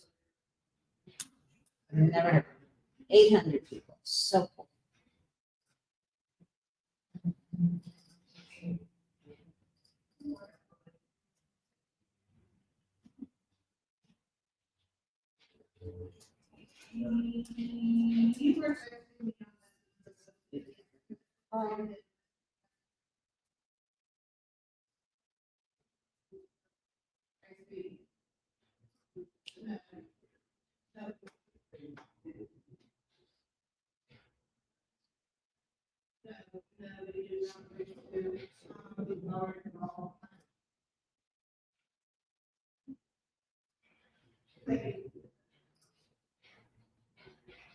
But this is not a good one. Oh, very space.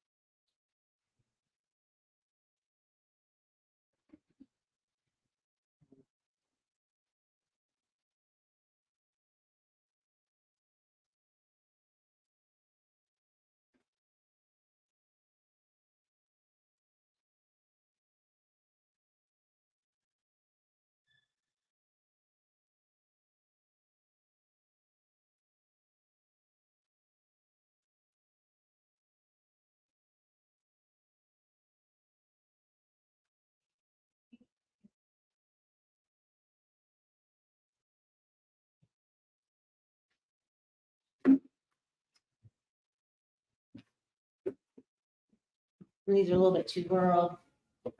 These are a little bit too rural. Too rude. I don't know what's going on with me today.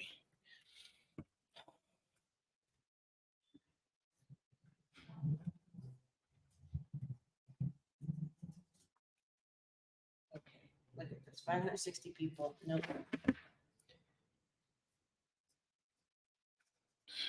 Was that a send us the leads? Nope. This is on our list. Okay. Oh, on the list. Got it. St. Paul, there we go.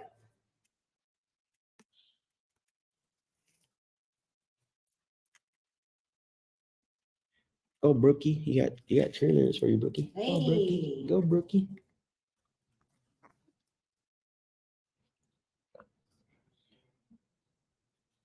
Okay. So what do you want to do? Do you want to hold my phone or want to keep on doing what I'm doing? No, No to which part? all of it. Hold Oh, on. okay. We're switching. Yeah, let's switch. Oh, Sorry, guys. boy. No, this is what happens. Technology. Yep.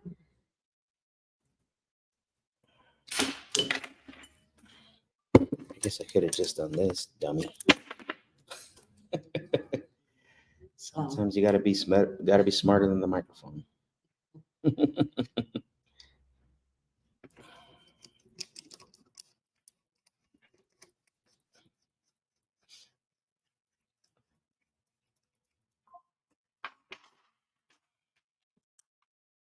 There you go. Perfect. Put that all right there. Sometimes you gotta be smarter than the microphone. Oh, there we go. You can put it on. Wait till they answer. Oh, okay. Hello, hi, Willie. Yes. Hi, Willie. My name is Brooke. I received your information. You had filled out a form online about your interest in selling your property on Flandreau Street. Is that right? Yeah, Oh, if you don't mind me asking, what changed? just the economy. Just the economy. Okay. Were you looking to sell so you could purchase a new home? No, Okay. we just decided not to do it. Just decide not to do it. Okay. All right. Well, I appreciate the opportunity to talk with you. Thanks for taking my call. All right, thank you. Thank you. Bye-bye. Okay. Well, that's not good. Economy. What a weird. Not interested. Please. Oh, I put that. Go ahead. Oh, did you? I did. Did you not see it? Does it not show you? No, it didn't show me. When you're in there typing, it doesn't show me. Ah, Do you have a lead list of everybody that provides PPC leads? Good question. I don't know, but I can look in my docs. Why don't you post something on social, For a master list of all PPC providers? I that'll be want to see what fun. all the comments go. I want to see, like, actually, maybe a cartel boss just posted about what we need help with. Maybe I'll post that there.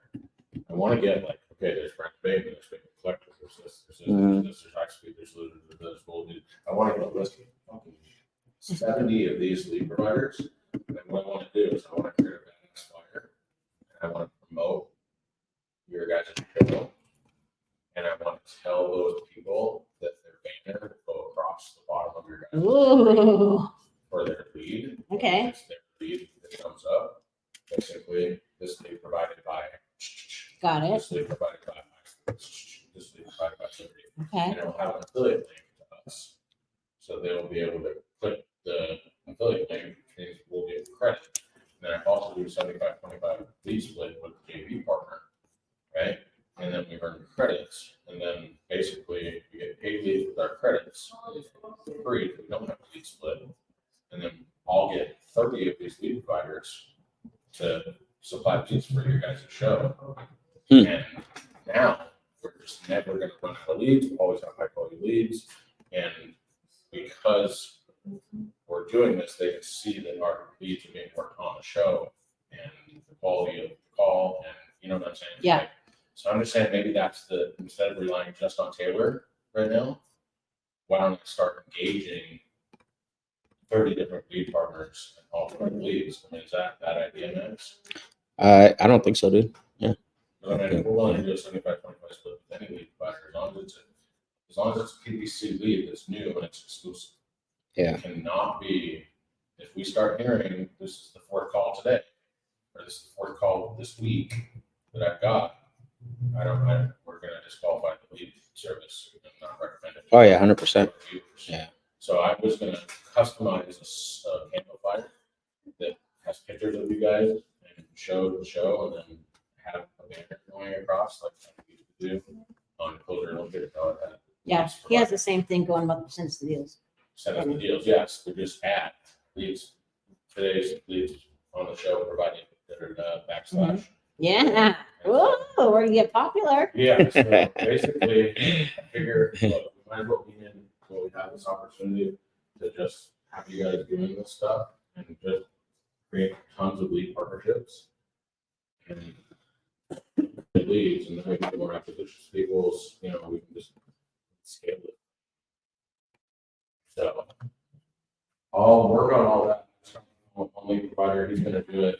And then I'm just gonna keep working it.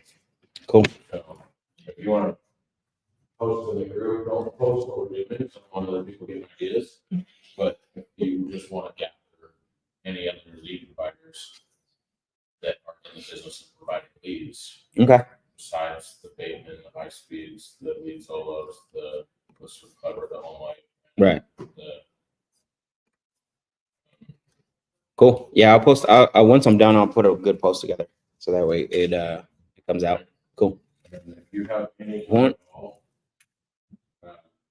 what thought today, or Okay. Yeah, as long as I'm not on a call, I think it should be fine. Juan says you guys don't ask for any of the properties they might consider selling. We do, but that guy, I mean, we do. I mean, we'll ask people like, hey, do you know anyone else that's interested in selling, or do you know anybody or do you have another property you might consider selling? And sometimes we don't, depending on the tonality and like, if someone says, no, I'm not selling this property, then like, but yeah, you should be asking everybody 100%. 100%. So. I'll do better. Yeah, Brookie. Good question, though. You should be asking everyone. All right, who's next? I'm calling Bill. Wow, Bill. I'll make you famous. It's pretty cool, actually. It's funny. I understand.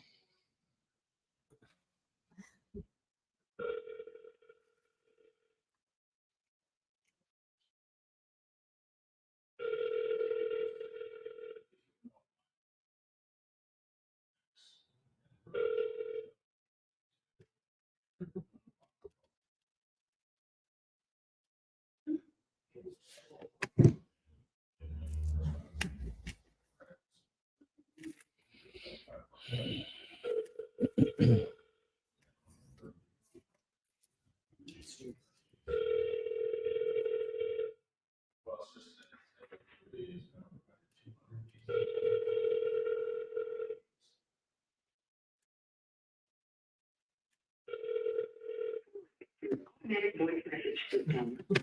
605631961 is not available. At the tone, please record your message. When you have finished recording, you may hang up or press 1 for more options. Hi, this message is for Bill. This is Brooke calling about your property on South Travis Street because Quick. All right. Call a few more and then, all right. So no answer, right? no answer. Why did, no, that was Bill, right? Yep. No answer, and you left voicemail, right? Right. All right. Greenville. Greenville.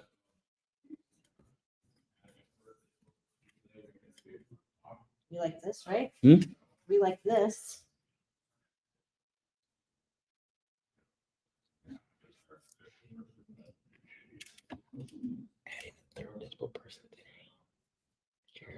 Adding this.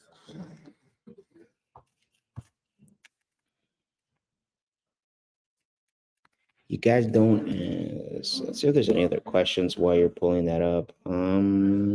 IG, nope, no questions. Let's go. Smile and dial. Alona, right? It's not available.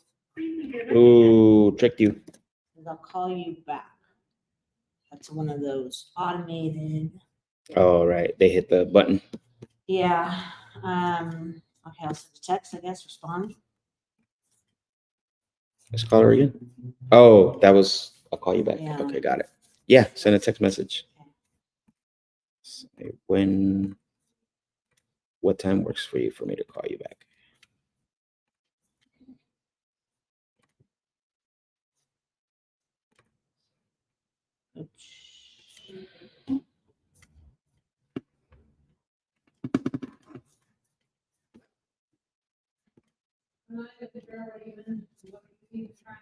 So, oops.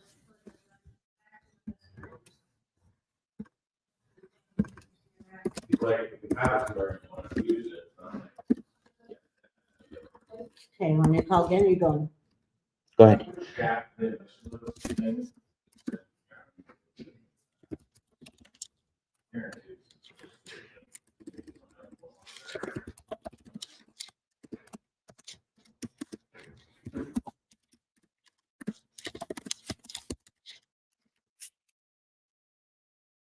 All right, Dennis, right?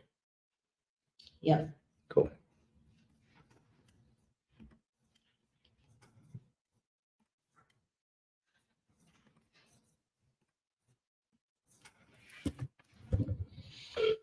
You notice how they changed the animals up here? Yeah, it's weird. The person you tried to I think that's just to identify who's in the spreadsheet.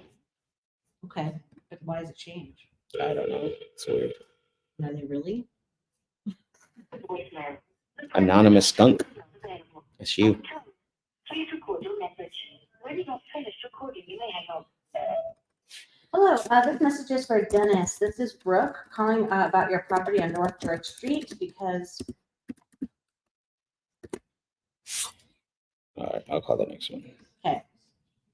John Clifford. Big John Clifford. Oh yeah, that's a good spot. Good spot. Maybe. I feel it. You feel it? Yeah. Can you feel?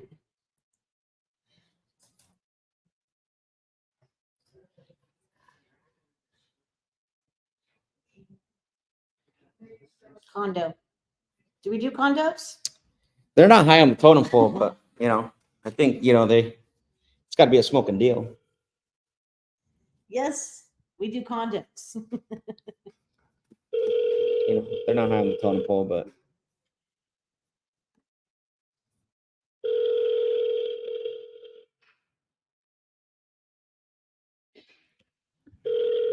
catch my drift.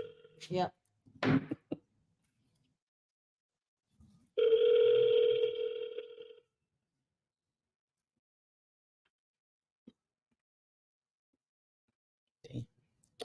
All right. John, Read out. you don't hang up on me.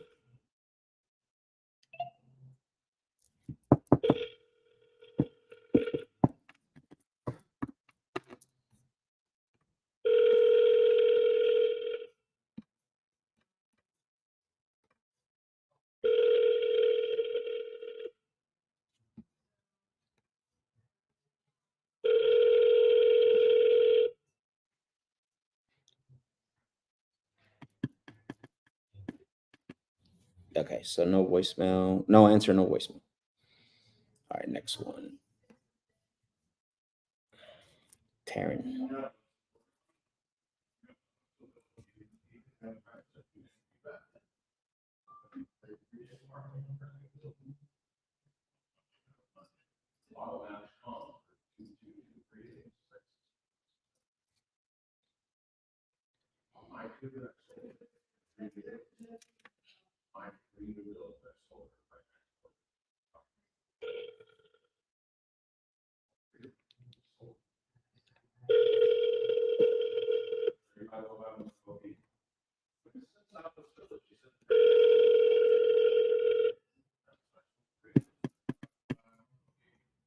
Four nine 8 0 8 8 8 3. Read down. I'm gonna go next. Okay. I'm skipping all those other ones. Okay.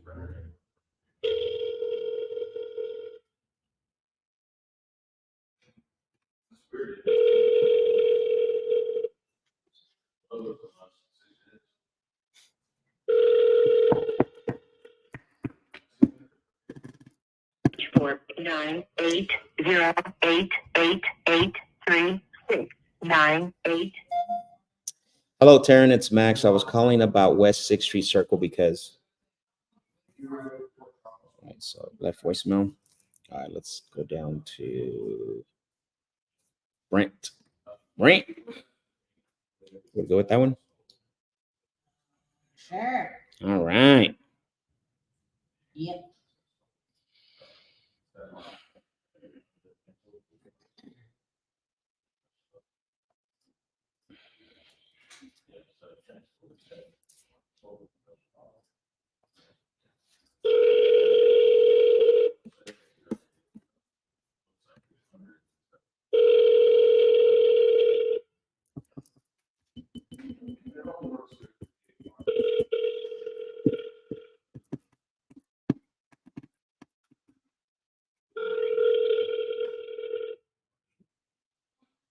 Now we're into Ohio, so I'll make a mention about Ohio. So there's certain areas where property values, if it's a scrape, it doesn't make sense to purchase the property or try to do anything with it because it costs more to build a new home than to actually, Rehab. yeah, well, yes, exactly. So if it's rehabable, good opportunity for Ohio and some of those states that have lower value properties. But if it is a total problem and it needs to be scraped, it doesn't make sense to do anything with it.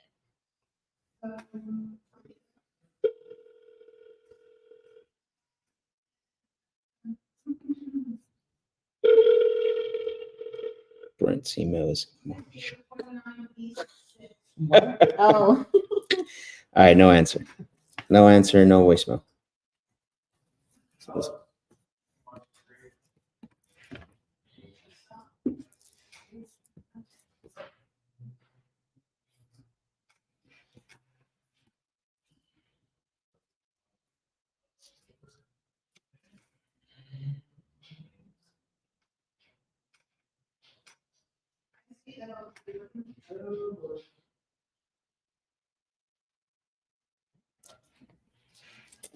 All right, Danny.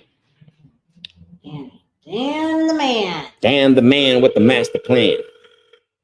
Sound like Max.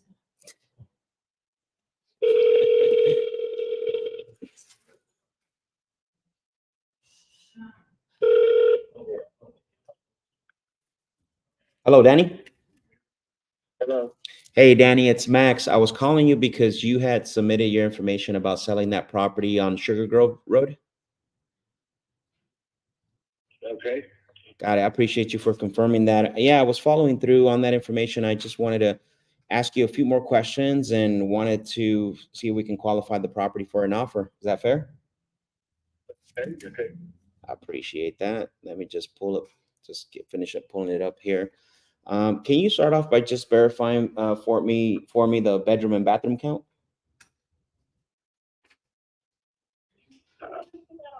Yeah, we did this already. Oh, I understand. I know. I just pulled it up because sometimes it's wrong on online. So I just need you to verify it. That's it. All right, it's 3 and 2, 3 bedroom, 2 bathroom full, and we have another bedroom in the basement. Okay. Is it a finished basement? It is a finished basement. Okay. Perfect. Full, I'm sorry, you cut out. Say that last part. full finished basement. Full finished basement. Okay, perfect. That's great to know. Take a note of that. And the one thing that I don't have though is this a primary or is this a rental property? Primary. Primary. Okay, perfect. So you guys currently live in there. All right. And then, obviously one of the things that's really important to this whole conversation is when you do decide to sell this, not necessarily to us, but just someone you feel comfortable with, is there anyone else that's going to have an input on the sale of the property? Me and my wife live here. Oh, okay. Perfect. Perfect. That's awesome. So it'll be you and her are basically the ones that are ultimately, are going to have an input on the property. Yes, that's Oh, all. got it. Okay. I appreciate you for confirming that. I just like to ask because, a lot of times, I just want to make sure that I'm, answering everybody's questions in regards to how we work and, how our process works. So, and then just ballpark, how long have you owned the property for? 4.5 years. 24 years? Or 4.5 years. Got it. Okay. And what's got you considering selling it so quick and since you only owned it for 4.5 years? We do that often, just kind of move. Okay. Well, that's great. I love that. I love that. So just moving from different spots. And then, as far as trying to sell the property, have you done anything else recently besides talking to us and filling out some websites? No. Okay. Perfect. So we're the first ones that actually that talk to you. Well, we had another one, and I think they lowballed us. This is it's on 50 acres, got a pole barn, on and on, and 500,000 was valued at. Is that what you're looking to get? And you want to get 500,000 for it? Okay, got it. Yeah. All right. And that's good. I'm glad that you brought that up because a lot of times we don't buy, we obviously don't buy properties from everyone we speak with. And, usually when I'm buying a property, it's either from somebody that wants, choose a specific close date. Some people, not all of them, they're usually in a financial situation, but most of them sell to us because the property needs a lot of work. Sounds to me like none of those apply to you. Correct, none of those. So quit calling. I'm sorry? None of those two. Got it. Okay. Well, I mean, I think obviously I'm not going to be your buyer. That's why I like to be very transparent. I mean, 500,000 just puts us out of the, out of the buying range for this property. Have you considered listing the property with the real estate agent at all? Yeah, we have. Okay. And I'm assuming you have an agent that you love working with? Yes. You do. Okay. Perfect. Because I was going to ask if you were open to other recommendations as far as, listing, getting that property on the market. No, we have. If we decide to on market, we have. Okay. And last question for me, and I'll hang up. The 500,000, you wouldn't be open to look at any other offers besides that. Sounds like. That's good. Yeah. Okay. Sounds good. Well, I appreciate the conversation and good luck on selling that property. All right, Danny? Take care. All right, thank you. He's like $250,000 off. Plus it's on 24 acres. Yeesh. Yeah, somebody was in his ear. I could hear it in the background. Right. Yeah. Quit calling. Great calling. Just tell him what the offer is. I wish he would have asked me that. But he didn't. He was scared. Okay, so I'm gonna put here. Oh, you're doing the notes. Oh, we don't need to, huh? Yeah. Okay, so I'm just gonna put answer. Yeah, he's. I mean, what like 225,000 I maybe? mean, yeah. But there's probably more, say, because of the land, and there's 24 acres. That's when you get to too much. When you get to too much acres, it's really hard to comp. And then what is it per acre? And you really need to be in a. Yeah, but not only that, but what can the acreage? I mean, what can you be used for? Right, that's the other problem. Right, like yeah, they have a lot of acres, but Mhm. I mean, we solely base it off. If you solely base it off of the property itself, like yeah, it doesn't look like that. That's not. Yeah, it's not the same They're a different property. city. I mean, we're basically is he calling back?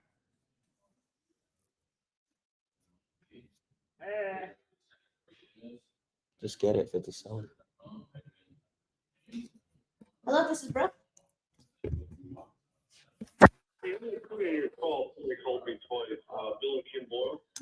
Oh, gotcha. Okay, hi. Yes, Bill, right.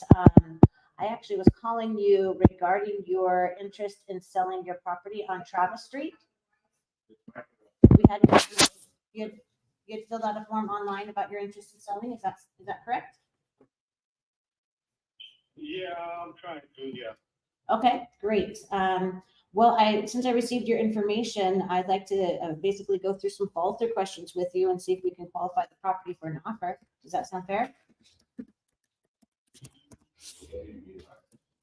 Yeah, but I'm asking, over 400,000 for it, it's worth it. Got it. So you're looking for full market value. Yeah. Okay, got it. Understood. All right. Well, I get that. So are you considering listing this with the realtor and putting it on the open market? Not really, because I charge too much interest on 7% or 5%. Right. Ask him how he came up with that number. Myself in Michigan and in Nebraska and save that percentage. There's no reason why. Okay. My wife can work her whole life, pay on our house, we gotta pay a realtor 7%. Yeah, that's crazy. Can't do that. Yeah. How did you come up with the 400,000? Well, people keep mailing me what it might be worth. And it's up for freeze, but, if I sell it, then I want 4 or over 4. It's 5 bedrooms, deck patio, kitchen, dining room, living room, micro, pool table downstairs. Well, sort of space too, so. Look, okay. Got it. Who's gonna have to want it, know what it's worth, Okay. Okay. All right. Well, I think that's, definitely full market value for you. So if you don't go with a realtor, you're wanting full market value. How are you planning on going for sell by owner to sell this? Or what's your way of which you want to sell that? Well, I tell you, in Michigan, I put a sign in the street, I had a bar that day. Okay. In Nebraska, I put a sign in the grocery store, I had a bar within a week. Got it. So I'm just going by word of mouth, and I see. I don't know, Okay. So yeah, so just basically in your daily life, just as you're out and about doing things, talking to somebody, see if someone's really interested in buying a property and then at the price you want. That's kind of how you're going about it. Yeah, I already had a little bit of interest, but we have to trade wasn't enough, so I said no. Oh, okay. So you did get some offers that were close to 400, but not enough. Yeah. Okay. Well, I guess let me ask you this. What's your reason for wanting to sell the property? Getting older and want to downsize. The kids are gone, so we don't need 5 bedrooms no more. Got you. Okay. So what are the next plans looking like? Are you going to be purchasing another home right away, or what does that look like for you? We would like to downsize to a 3-bedroom, maybe half and a half, Okay. And how long did you say you've owned this?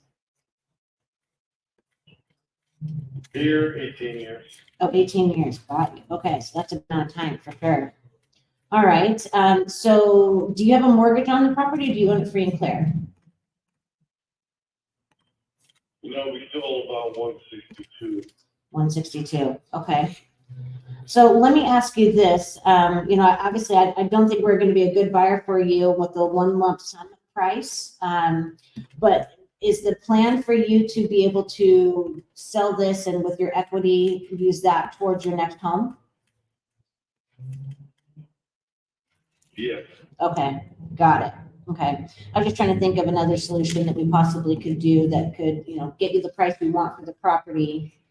But it doesn't really get you all the funds up front. It would be more of a situation where we actually take over the mortgage payments for you, and then pay out the majority of your equity at the end of the term we can agree to.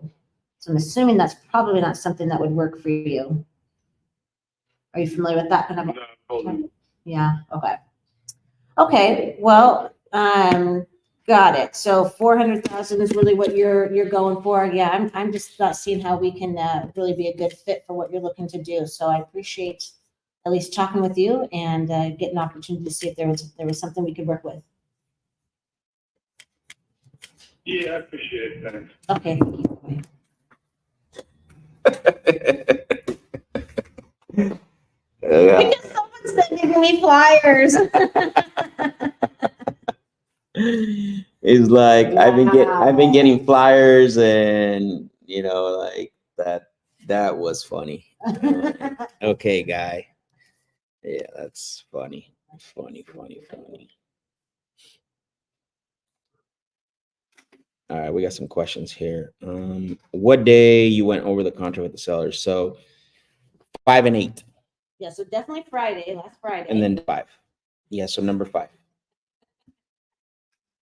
Okay. They're marked, the videos. Okay, got it. Yeah, number 1, number 2, number 3, number 4, number 5. So definitely day number 8 and day number 5. So Derek says, Max, what do y'all do with those leads that go that direction? Honestly, they're cold leads. You know what I'm saying? They're cold leads. So we put them on a long-term follow-up. Like they got to be away from our peripheral vision. We got a lot more to call. That's the only reason why, though. We have a lot more to call. But really, in reality, we didn't get a lot to feel like this is a warm lead. Did you? Yeah. Yeah, exactly. Way cold lead. Yeah. So don't get caught up trying to turn a pony into a thoroughbred for you to race on. Just because it's a horse doesn't mean it's going to run like a thoroughbred. So, Tony says sift. Exactly. Yeah. Jermaine says, let's go, ready to lock one up today. Absolutely. Derek, what up? Says, what up, Tony? Thank you for the fire emojis. It says he's been getting flyers and all the things. Laugh out loud. Yeah, he has. He just, he just magically sells his house. Working that. Let's go. Exactly. Not to sell at the grocery store.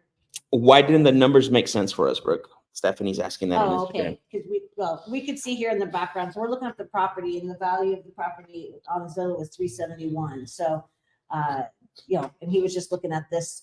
And so I can tell by Max's, inclination or whatever your mannerisms here. that it's Gestures. not- Gestures. There we go. That it wasn't going to be a deal. He's asking for 400. And then Max says, how did you come up with the 400? He's whispered in my ear a little bit about it. So. Yeah. Yep. How many times other than not do the calls actually end up like this? Actually more than not, because the thing is that you're looking for a very specific avatar, a very specific seller that needs your solution. And this is what I always say, like, I don't care if it's creative, I don't care if it's innovation or even a cash offer. Not everyone is going to be your solution, right? Not everyone's going to fit your solution. Not everyone's going to be your prospect, right? No matter what. Way more suspects than prospects. You're going to run exactly. That's why we're looking out for that. Exactly. That's why I'll be here on YouTube, Stephanie, because I know you're on Instagram. And I'm going to post it here. Tony, I'm going to put the comment. Tony Garcia said, Tony said, sift, because that's really what you're doing, right? You got to be in sifting mode with your goals in front of you, so you can know which seller fits your your solution, so that way you don't get caught up in convincing. Yeah. So you're gonna go through a lot of calls for sure. Mhm. And you'll be surprised. Some people are going to be easier than others to talk to, and they're going to say yes right away. And you also have to be prepared for that, Mhm. because a lot of people don't even, they prepare for all the objections and all the bad conversations, but a lot of people don't prepare for, like, yes, I want to sell and it meets your criteria. Like, what do I do next? Mhm. It's a mental game. All right. Okay, so this one here was purchased in July for 32,000. Wow. Okay. So not a high I value am dollar like property. running over here. What's that? So I am like running over here. What's going on with me today? I feel like they've purchased this as a fix and flip. Let's look it up on Prop Street. See who bought it.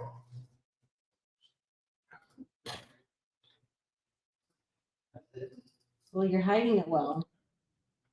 I'm not noticing. You're running.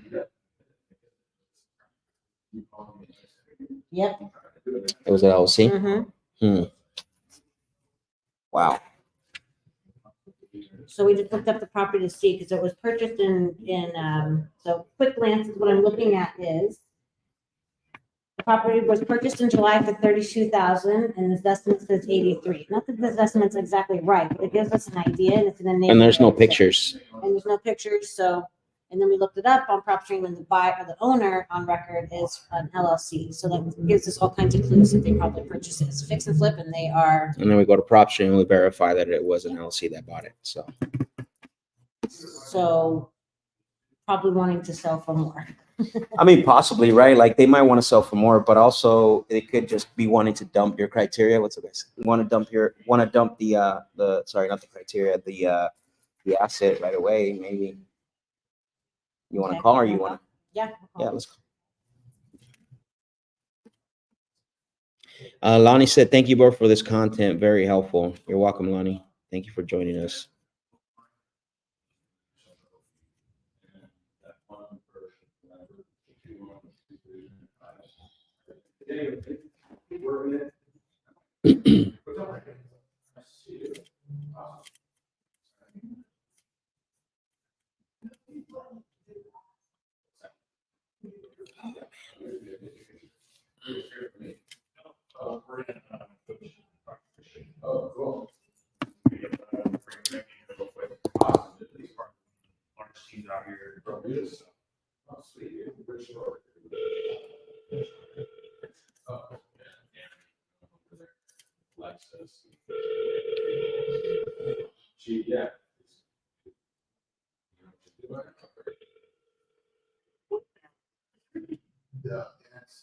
Nothing.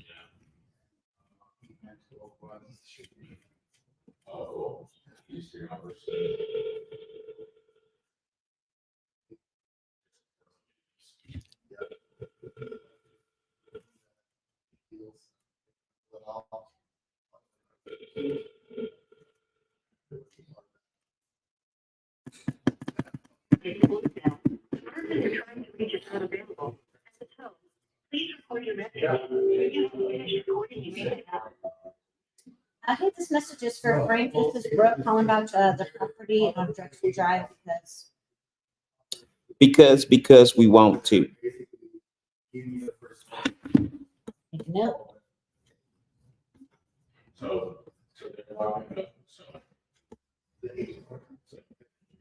All right, who's next? Alfonso? Oh, no. Sorry, we're below that. Great. You called Frank right now, right? Yes. Greg in Delaware. Make a note for Frank, please. No answer and no and voicemail, right? Yeah.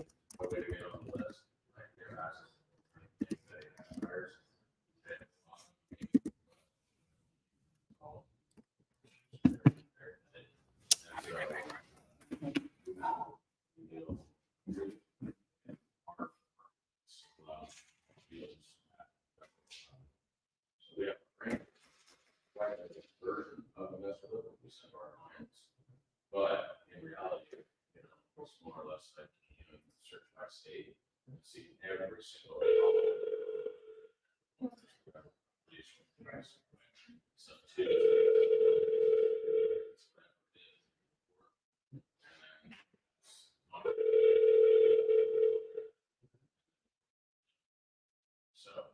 It's just a little more place for so can't become part of the 2.5 years since its inception. Yeah. Problem is,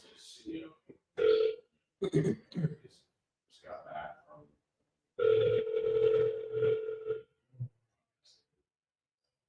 so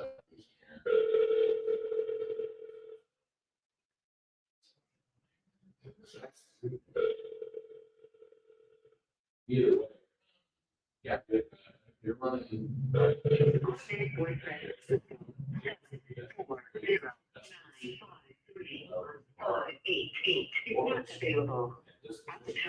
Please record your message. When you have finished recording, you may hang up. One more option. Hi, this is Mr. Greg. This is Brooke calling about the property on South Liberty Street because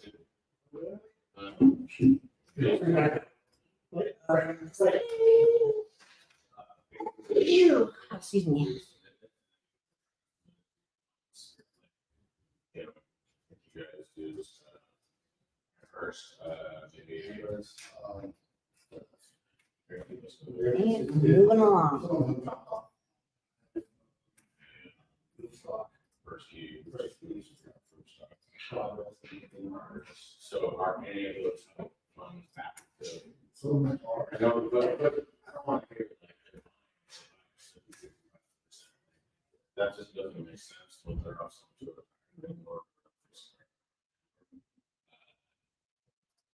take it on ourselves. I know Mr. Marbury has a lot of devices. The fund, total fund, total fund, they're hitting 85.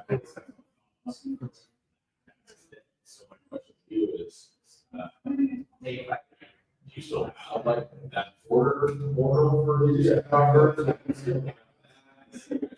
Is it to restock?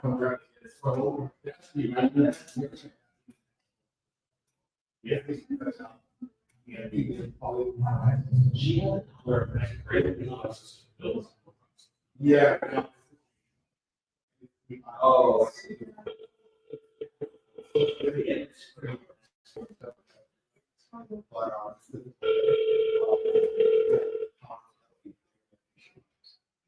It's interesting. We have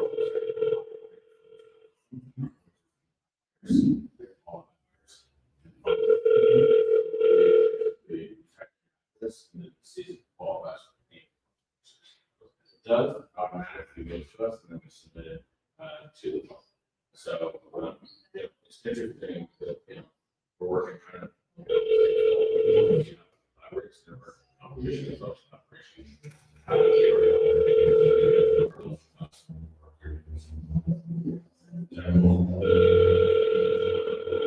Yeah, it's kind of big break. We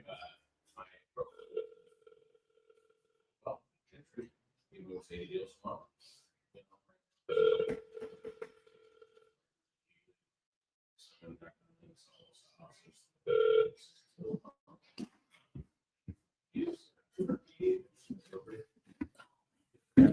Sales for last year, so pretty awesome. But What the heck is going on? Sorry, Brookie. Hey, Leaving you hanging over here. I'm just dialing down, smiling and dying. So I like it. Okay, listen. Stephanie wants to know, why don't you leave a message? Oh, they wasn't able to leave a message. No, and they like on the ones we do. Like, or sorry, why didn't you leave a full message? Excuse me. Oh, She's probably asking about the cliffhanger voicemail. so we look cliffhangers. Because then they have to know, if we tell them why we're calling, then they're not gonna they're gonna already know and then not likely call us back. Yeah, it's just a strategy, Stephanie, that we use called the cliffhanger voicemail. So the idea is, like, if I called you and I said, hey, Stephanie, it's Max. I was calling you because you had submitted our information at the property of 123 Main Street and just wanted to call, see if we can make you an offer on that property. Look, I'm not saying that like people don't call back for that message, but what you do is you put the ball in their court because now they have all the information of why you're calling. So it's up to them when to call you back. Now, if you have a lot of leads like we do, that might work. But if you're trying to work leads, if you're working with very minimal leads, the idea is to always have an advantage. Sales is a slight edge game. So you want to have an advantage on every single opportunity. And this is a lot of times that influencers, that are doing calls like us, they don't talk about, right? They don't talk about these little advantages for you, especially if you don't have, a lot of leads in your CRM or a lot of leads to call. So you got to get very creative. And one of those ways to get creative is by leaving the curiosity to the seller to call you back. We've had two callbacks now. Yes. Yeah, so 2 callbacks. Bill Well, called actually, back. more than that. 3 actually. I was gonna say 3. So Bill called back. Who else called back? McGee called back. Yep. And then Angela called back. So yeah. So we have those 3 people that call back on the our 3 callbacks with the cliffhanger voicemail, which again, this is the part of leaving the curiosity. So you just seen live that it works Yes. because we've had 3 callbacks, because again, you're not giving all the information of what's happening. So hopefully that explains. Do y'all ever use a dialer? So we're using smartphone. We're not using a dialer right now. We're doing dialing one by one. Typically in our InvestorFuse CRM, we can click to call. So, all right, let's see. People in the office or what? Yeah, sorry about the background noise, guys. We got a lot of people over here talking, and Okay, I'm gonna make this call. I need a little. Use the restroom.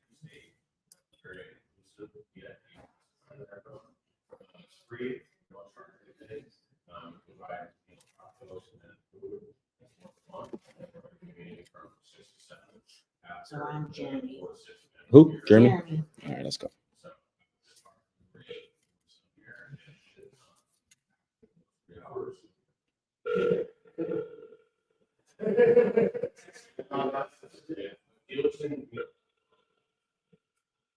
So that's how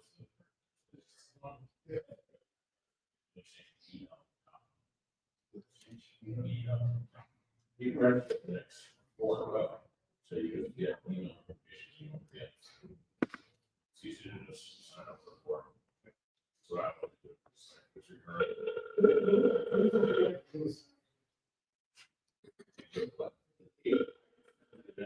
Into Q and Q. No answer to voicemail.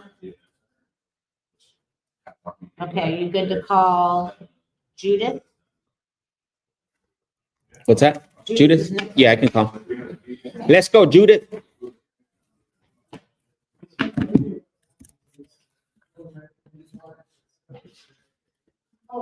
All right, here we go.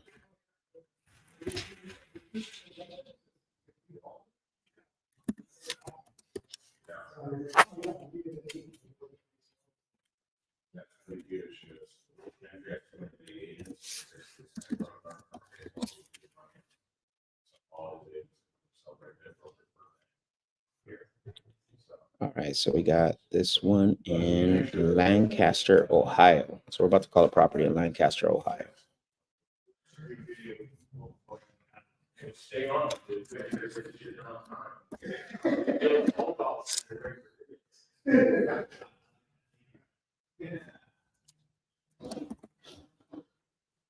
Here we go.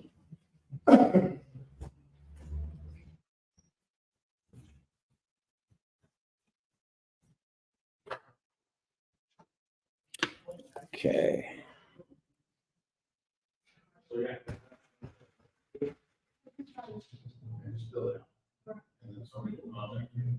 But I could also send an intro email. You know.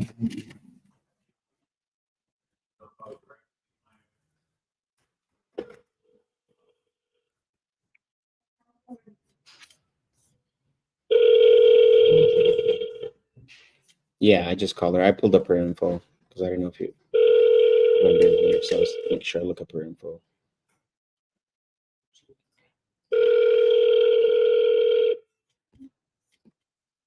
Are we done? Do you on Lancaster, Ohio? Have we done a deal in Lancaster, Ohio? I don't know. I don't think so. Looks like a nice area. You should click on the link that I texted you for the information. Looks decent. You have to type in Lancaster, and it'll pull up. This is our stuff. Got you. All we need to do.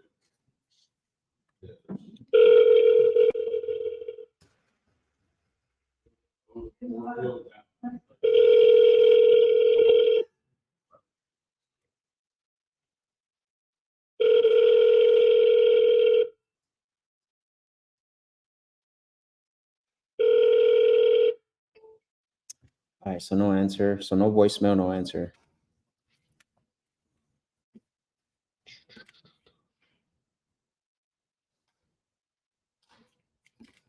All right, let's talk. Let's call Justin. Justin. Justin. Hello. Justin Fox, right? I think it is. All right, let's see. Oh, he's in our CRM already? Can you pull him up? Because he came up on their smartphone. Just want to make sure, see what's going on with that.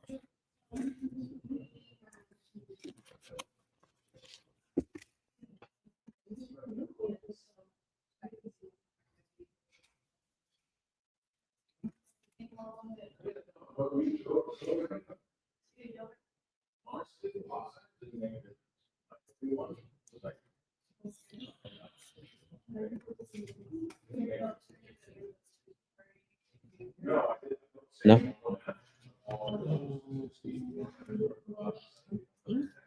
Justin. Yeah. Oh, okay. Toledo, or sorry, Toledo. Yes. So this How did one, that come in? This must be one that came in from Ooh. before. Like, you know, before when we moved this. Yeah. But we also got it here, so. Okay, let's see.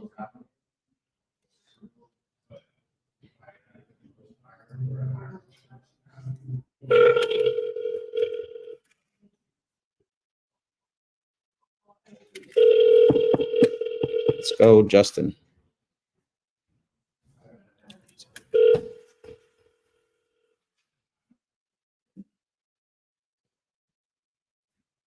Hello? Hello, Justin. Yeah, speaking. Hey, Justin, this is Max. I was calling you because you had filled out some information on our website about selling that property over at Ildrimham Road. Yeah. Okay, perfect. I appreciate you for verifying that. So yeah, I wanted to call you and just follow through on that information, you know, and wanted to ask you a few questions so we can qualify the property for an offer. Sure, go ahead. I appreciate it. Thank you. Okay. One of the first things I just want to verify, I know I already have it, but can you verify the bedroom and bathroom count for me on the property? Sure, 3 bedroom, and then technically 2 bathrooms, a 1.5. Okay. Does it got a shower in it? The 1.5? No, it's a full bathroom upstairs, half bath basement. Oh, okay. Got it. You said half bath basement?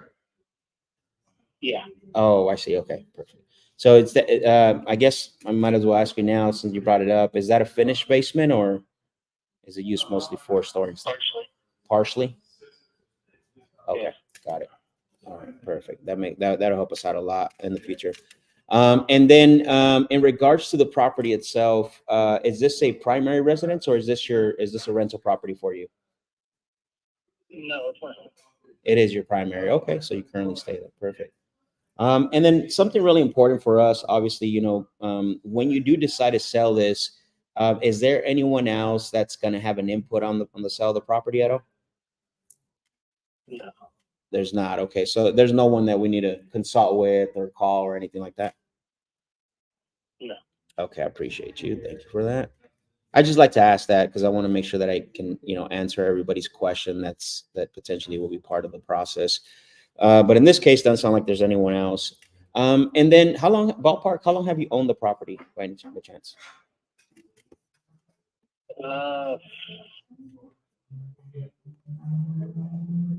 Bought it in 2016.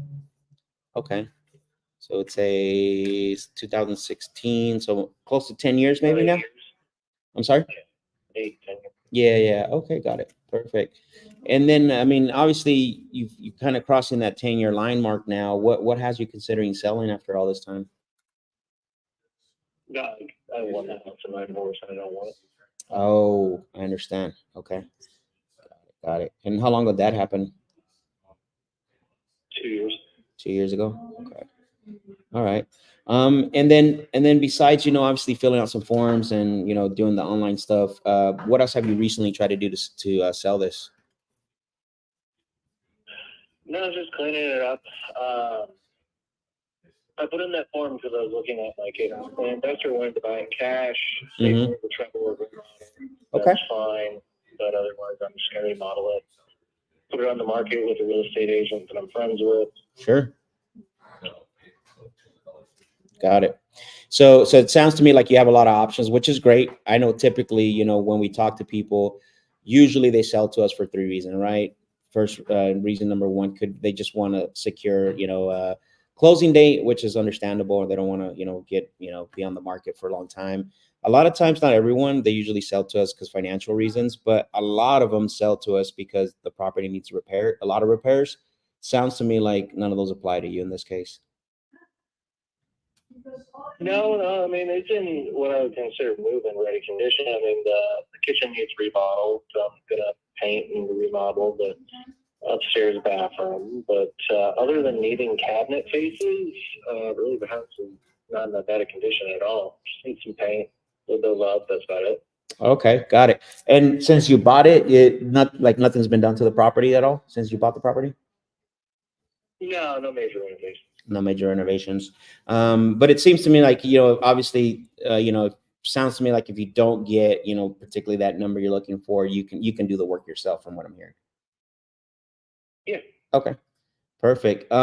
So I do want to, try to at least get an offer for you, somewhat of a preliminary offer. I got Brooke, who's a part of my underwriting team, was here, right by me. I do want to just see if I can just, tell you a little bit about how the rest of the calls go. If that's okay. Sure, that's fine. I appreciate it. So from this point on, I'm going to ask you just a few more questions. Call's going to be about 5 minutes at least, or up to 10 minutes. And obviously, the reason why is because we don't buy every property from everyone we talk to. And in order for us to find out, to give you at least somewhat idea of where we'd be on the offer, I do have to ask you some questions. So that's kind of the timeline we're working with. Okay. And then naturally, if we discover, that you like what we're saying and potentially the offer works for you, and you do want to work with us, working together for means putting everything that we talked about in writing. Is that fair? Yeah. Okay, perfect. I appreciate it. So I know you told me a little bit about the reasons you're selling. I don't want to, go that route as far as that goes. If you did get an offer that you can depend on and you felt comfortable with, what's the timeline that you're working with as far as how soon do you feel comfortable selling this?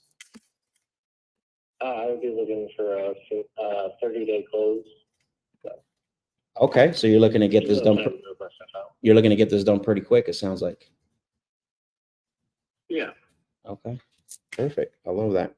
And I know you mentioned a couple minutes ago about going the route. Obviously you have a lot of options, which is either you're going to fix it up, list it. You have somebody that can list it for you. But right now, it sounds to me like you're mostly looking to see if you can just get it done going the convenience route. Yeah, no, I mean, I'm right at the cusp of, starting major renovations, pulling carpet, going back to hardwood floors, sanding them, refinishing them. So if I can avoid that, that's fine with me. Sure. It's always good if you can avoid that, right, and get what you want for it. Yeah. Yeah, that makes sense. That makes sense. And I like to ask those things because I know a lot of times, like I mentioned earlier, right? We get people calling us and they don't have a lot of options, but you're in a good position. I'm going to ask you a few more things just in regards to the property. Can you just tell me a little bit about, we'll start on the outside, just kind of where as it sits right now, obviously what it looks like, and what do you think need to be done on the outside to get it up to 2024 standards? For the exterior, window casement painting. So I had all original, almost floor to ceiling original windows. So they're good as far as economy, as far as being, tightly sealed. But the paint does fall off them in this case. This is the year they're going to need to be repainted because they are, wooden windows. So Yeah. in the Okay. spring it's going to get painted if I haven't sold it yet. But paint, rear eaves are being tightened up. A few holes in the screens and the screen porch be Okay. patched. But other than that, there's some water damage to some of the sills that can patch. But other than that, no, nothing really. Okay. It's a white house with a small front porch, large back porch. Sure. Okay. Perfect. Standard box.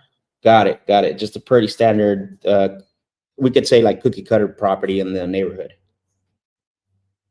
Yeah, they were all built by the same builder. Okay. Perfect. That's fair enough. And what about the roof? Has that been replaced at all since you bought it, or is that still original? Still original. Okay. It's a functional roof. Okay. Look. And then, can you tell me if the AC has been replaced since you bought it? AC and high efficiency furnace in 2014. Okay. Perfect. That helps out a lot. And water heater 2013. I think it still works perfectly.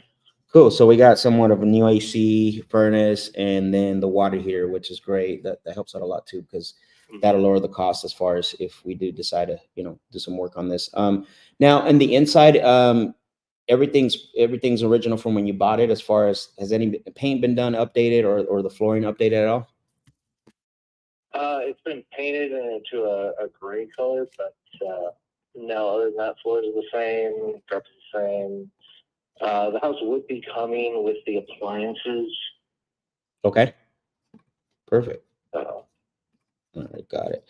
And in the kitchen, as far as countertops and stuff, we would have to replace those as well, sounds like. yeah, no, I mean, countertops are standard wood. Painting in the marble faux. Cabinets don't have cabinet faces. So you have to do that. On it. Okay, got it. Perfect. I think I have enough information here to at least get over to Brooke, who's part of my underwriting team. So let me place you on hold for like 60 seconds. I'm going to get this information over her, and then I'll be right back in like 60 seconds, okay? Sure. All right, thank you. Okay, so we have 175K is probably a Okay. probably 175K. That's the highest it's been sold. It's Sure. like more like his, right? Mhm. And it's nice and updated. His is actually pretty cute. Look at the pictures. This is very similar to this, but this is totally updated. Oh, that's nice. That's sold for 175? Yeah, Wow, that's good. And his is all original. That's got to take a lot of money to get it up to that. but you see his pictures are actually pretty good. His? Yeah. But that was from 10 years ago. Let me Okay. look. Let me look. Let's see.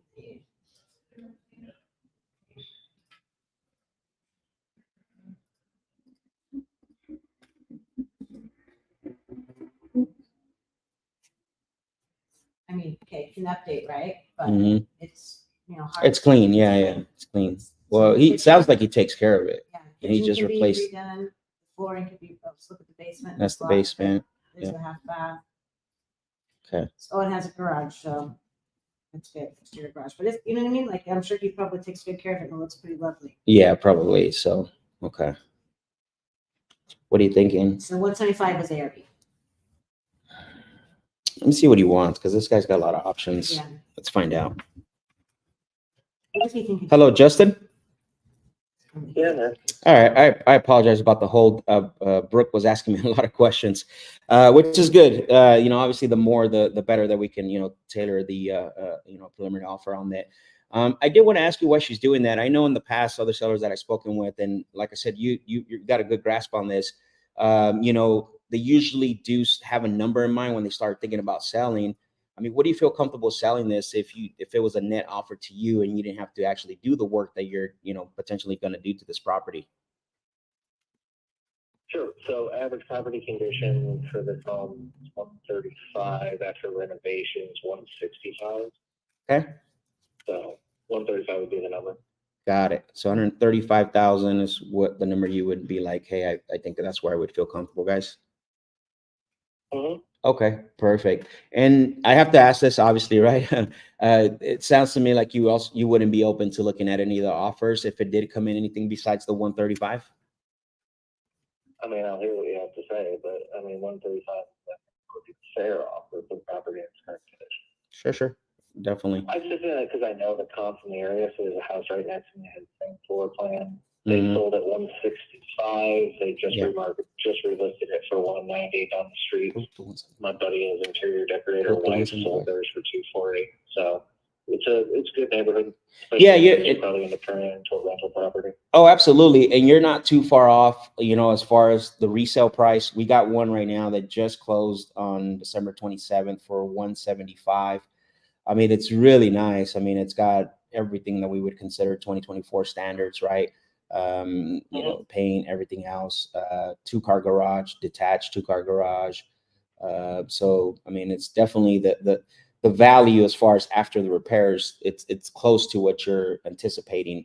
Obviously, it's to get it there. That's really where we have to look at, right? And I just from what you told me on yours, what do you believe what it would take to really get it up to that value as far as making all the repairs and be able to list it for that full price of 175? Oh yeah, no, I already got quotes on everything. It's $5,200 for the investment that I have to put into it. I'm sorry, it's how much? 52. 52. Between floors, cabinet faces, paint, countertops. So. Okay, that's pretty good. That's a good estimate of for you for me to do all that and get it up to that 24 standard like the other one that's on there. Okay, let me I just now that I have an idea what you got an estimate on, and then also I know you're kind of within the range of 135 would be where you want to be at. Let me get back to Brooke and see where she's at with this offer, and I'll come back. Okay, give me 60 seconds. Okay. Yeah, we got to be like. I mean, he's got I mean, the property's not bad, but 175. He's 50K, do you think, really? 5,200, Oh, not 5,200. 50K. Yeah, 5,200. Jeez. Even lower. Okay. He went from 50K to 5,200, $5,000 to do. It needs more than $5,000 to Right. get to standard. Yeah. Yeah, I I'd say mean, more like 15, 20. no, I would say 15K at the top. Yeah. So 175 minus 15K minus 15K for an investor, you think? Yeah. 20K? On this one, yeah, at this price point, yeah. Minus I mean, even 10 for us, Yeah. 5 for us. 10, 5. So we're at 122. Okay. So we'll land it at 115. Okay. So we'll land it at 115, 555. 115, 555. Okay, you're all fives. Hello, Justin, you there? Yeah, man. Okay, thank you for the hold. All right, so again, just based off the information we got, Brooke finally ended up, putting everything together for us, and based on what you told us in regards to what you believe is the repair cost, she actually came back a lot higher than what I anticipated. I thought she was going to be honestly, I thought she was going to be lower than 100, but the offer that she came up with was $115,555. Yeah. No, I mean it's. I understand you guys are in the business to make money, so I understand that you'd want to buy it low and then make between 40 and 45,000 on the house. It's just that I can do with $5,000 in a few months' time, make a lot more. I get for it. myself. So No, understandable. So, and again, I that's just, again, that's the offer that, that we have as a preliminary. I mean, so let me ask you this, because we're not too far apart, obviously, how close could you be to that 115, 555 that I can go back to her and work, we can work this out and you don't have to do all the repairs and get it moving and get moving from there and all that. yeah, so the lowest I would go would be 130, because that would be essentially giving you the $5,000 you need to rehab it. Well, I appreciate that. One thing we have to consider too, we have a 6% sales, fee that we got to pay, right? That's before we give concessions and all that as well. Um, we also have to consider that. Even you're going to run into this. This is not something I'm trying to make up. When you go to the sales side on the listing, you got 6% for selling, and then you got some concessions and then closing cost. I mean, typically that's ranges from 5 to 7%, just depending on the title company and the agent. Yeah, so Yeah, see, the agent that I'm going to be listening with is the one that I bought it for, so you can do it for free. for 3, yeah, and then 2% to the buy agent maybe. So that's 5% right there. You see what I'm saying? So you have. Typically, he's a whole broker, so. Oh, got it. Okay. So basically, I mean, if she came back at say 123, that would be a deal breaker for you.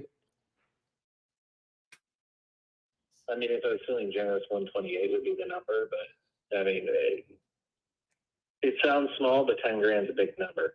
I get it. Again.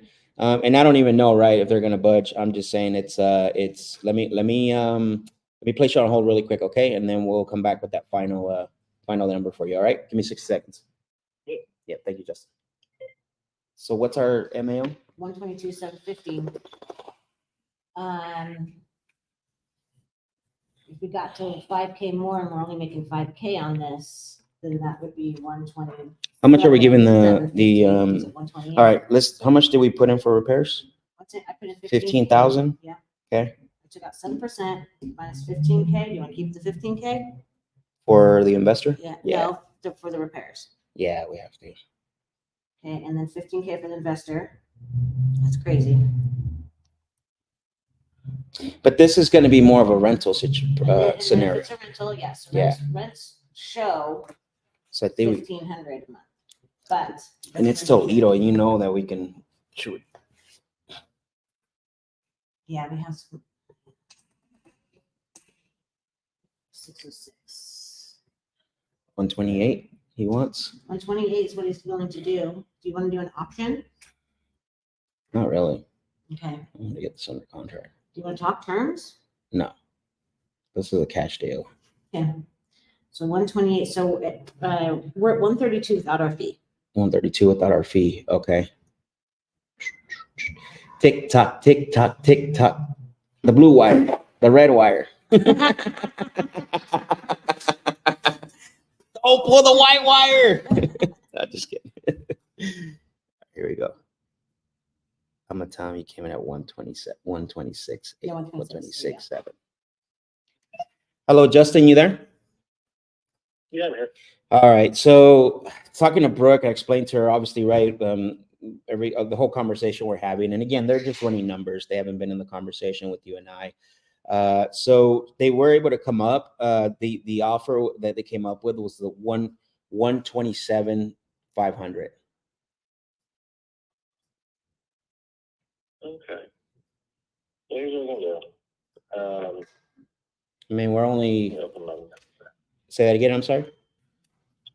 Hold on, give me 1 second. Sure. What's your name? Oh, I'm sorry. My name is Max, and I do apologize that I didn't make that clear in the beginning of the conversation. I'm sorry. No, you had mentioned it. I just forgot. Okay. What company was that? So our company's called Sell Quick for Cash. We basically buy properties across the country, and we're in 4 different markets. Yeah. And you had just filled out the form on our website. Yeah. Yeah. What is your best callback? My best callback number is this one I'm calling you on, 480-791-2884.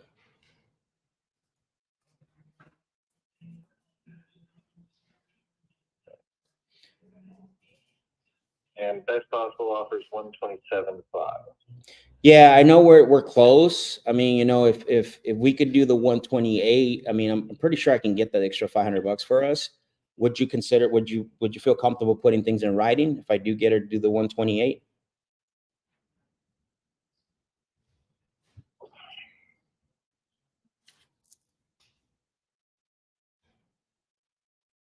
That leaves me thinking on if I do really want to be generous on that, because like I said, 135 is that number. I mean, we're only set. I mean, at 128, we're $7,000 apart. So I mean, $7,000. Walk away from 128. Yeah.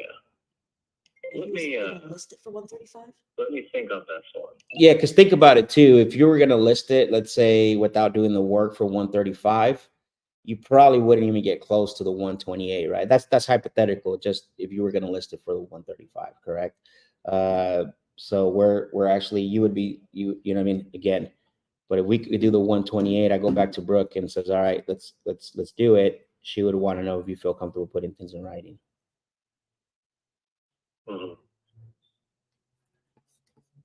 Yeah, that's a 48 number. So you guys are in Arizona. Do you have local contractors that you work with? Or? We do, yeah. So Toledo, Ohio is one of our markets. We have partners that we work with in the area. We've bought many properties in actually Ohio, specifically Toledo. That's why we call you. We're very specific on the markets that we actually buy in. Mm-hmm. And how would we be doing closing? Quick claim or?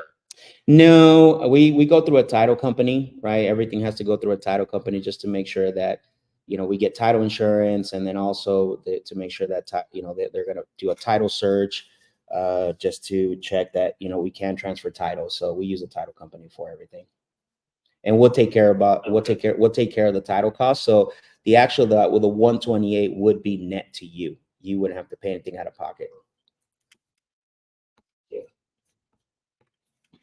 What are your hours? I'm sorry?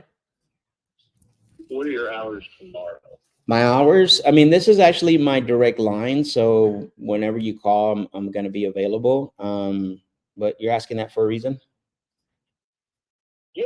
I mean, because it is an attractive offer. It's not exactly what I want. So I want to get on it and think about it. And Okay. actually, make an informed decision. Sure. On my part, as opposed Totally agree with you 100%. Yeah. Of course, I've had many sellers tell me that in the past. It's something that's standard I get from sellers. I do want to ask you, because typically when I do hear, I want to think about is usually, either I don't have enough information, or I don't trust Max, or potentially, right, it's like I don't like the offer. Just for my sake, which one of those three do you believe that is? So, I mean, for me, it's one, I want to research your company. Mm-hmm. Two, we are $7,000 short. So it's me deciding if I can let go of that $7,000. Because for me, it's not just $7,000. It's, if I put that $5,000 in, I could probably sell at 165. Probably. Yeah. Right. 37,000. So it's making a decision on, do I want to go the easy route, or do I want to put in some hard labor and make another $30,000? And that's all going to depend on how much you value your time, right?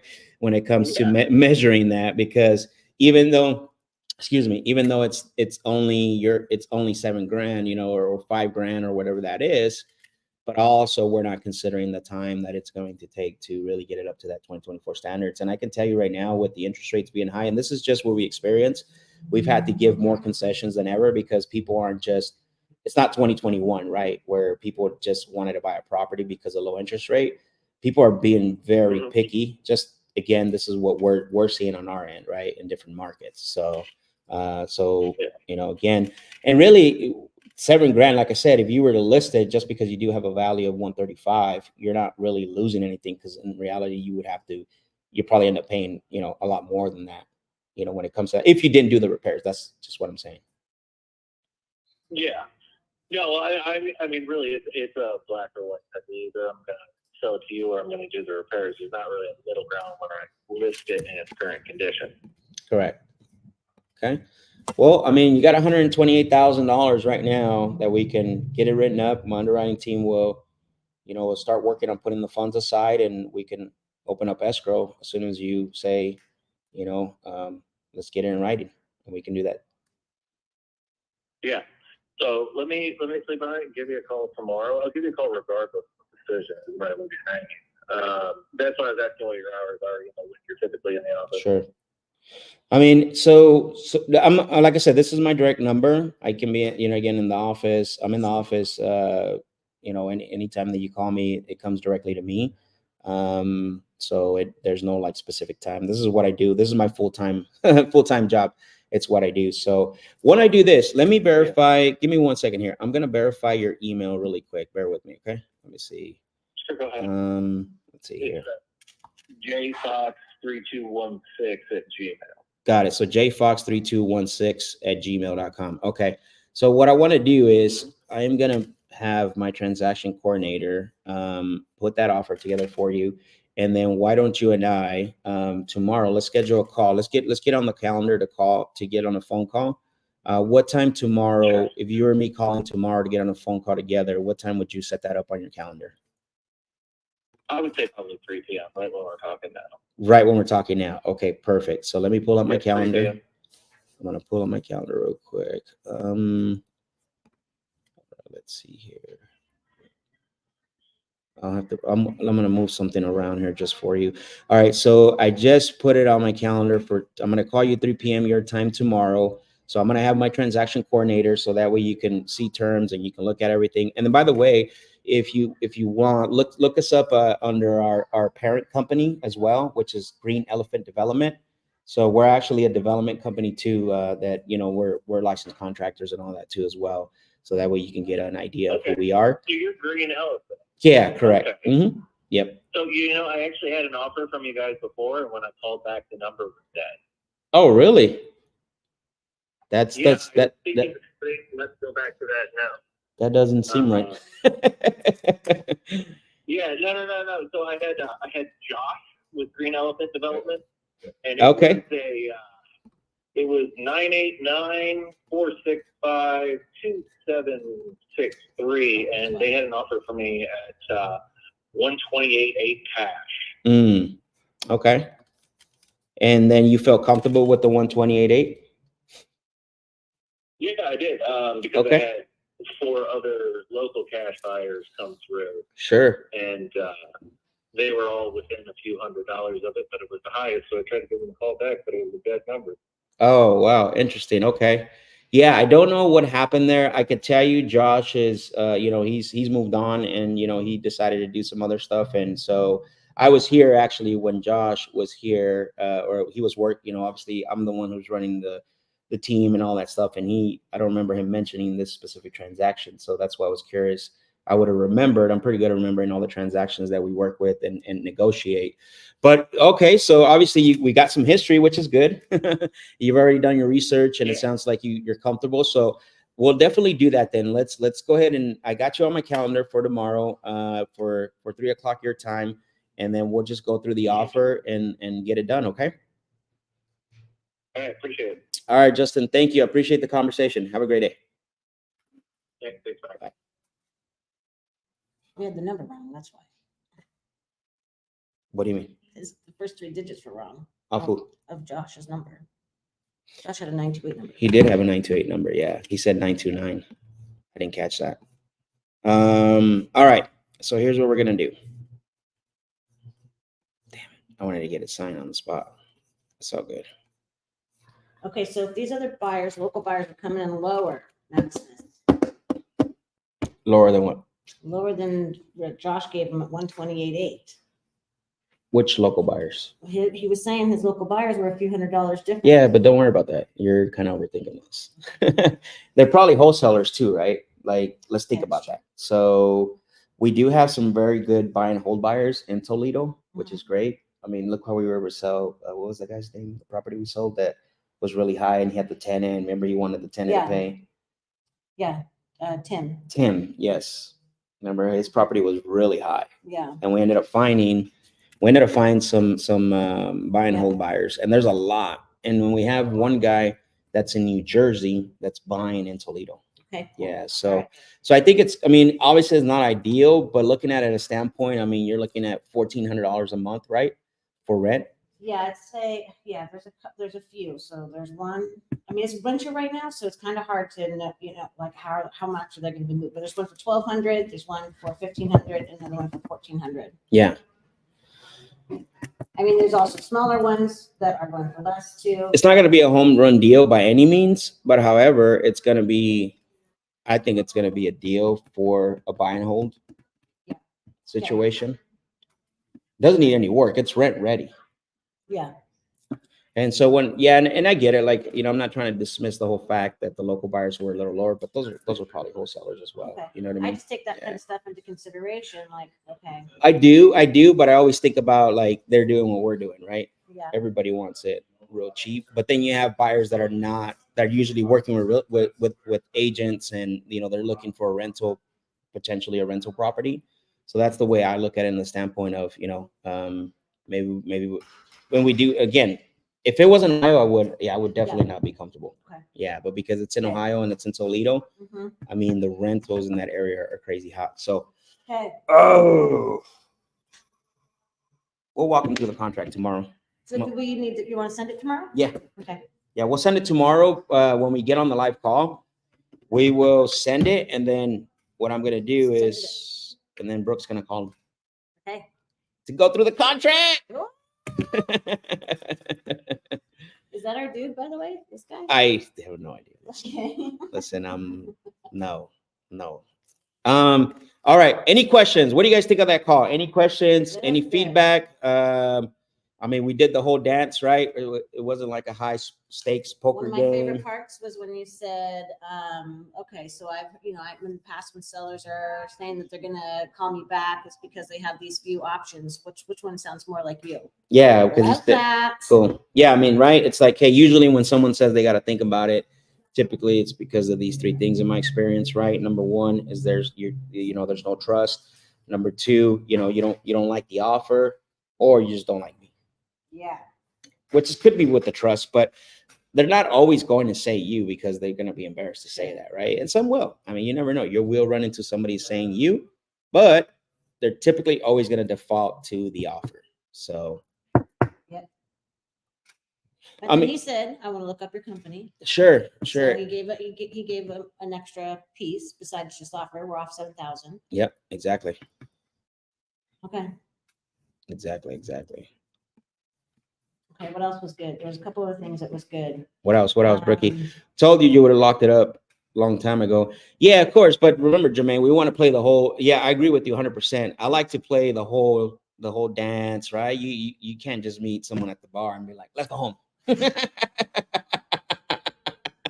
You got to do the whole dance, the whole song, the you whole get a like. game. Yeah, bro. Come on. Now, no, so think about it. You've been on my call, right, Jermaine? When I talk about the pendulum, right? Sold, neutral, negative. We want to get them right around between neutral and sold, and we did. Yes. We got him right at that 5 o'clock where he's not true neutral, where he's not going to make a decision, and where we didn't make it too easy for him, right? Yeah. Or sorry, he didn't feel like it was too It's easy, and he easy. left money Yes. on the table. Yes, We went back and exactly. forth. Yeah. We hit him low, 115, 555. We went up, and then we went up again, and then at the end, we ended up giving him, the 128. 128 was 128 was the number. Yeah. Yeah, that was his number. That was his number. That was And his we number. struggled So, to get there. and So we that was struggled the to point. get there. Yeah, and that was the point. But for sure, I get it. Jermaine's a professional though. This guy does Oh. dials and stuff, so he knows what he's doing. I'm just giving him a hard time.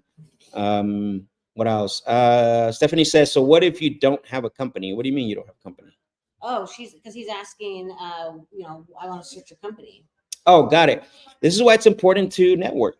Right. Your buyers are your company. Exactly. Yeah, your buyers, your partners. Like, this is why I said earlier when I first started, I said, don't be a lone wolf. I'm telling you guys, don't be a lone wolf. Woof, woof. All right, any other questions before we jump into?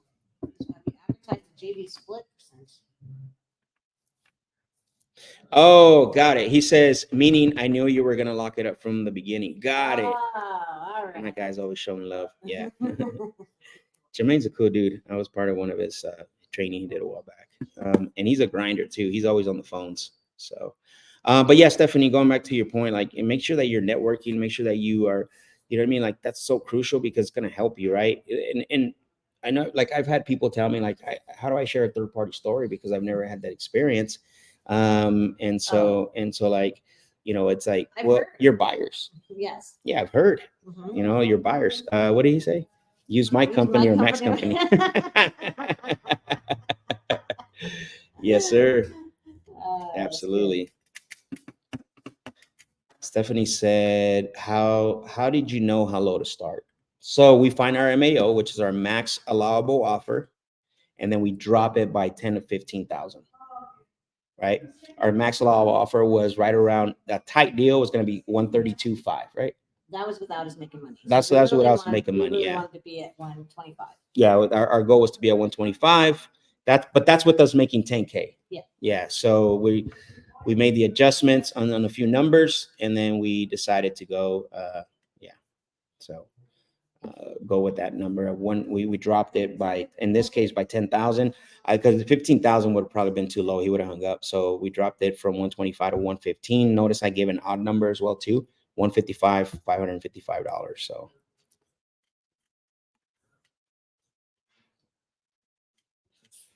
all right. Who else? 26 people in here and only one person asking questions and one person making comments. All right. Let's go. Gobble, gobble. Let me just eat up the information.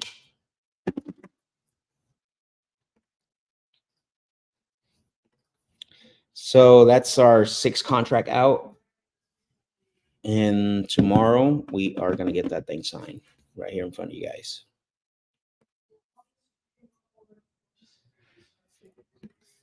Okay. Who's next, Brookie? All right, so we're back to the list. Alice. Okay, so That was a while ago. Like he hasn't sold it. No one's talked to him since then. That was a while ago. it's interesting. That's interesting, actually, now that you pointed that out. All right, where's he at? All right, we should put that one green, no? Yeah. All right, cool. Offer. I'm gonna just schedule a seller appointment for that for tomorrow. Yeah. He'll get an email. Yeah.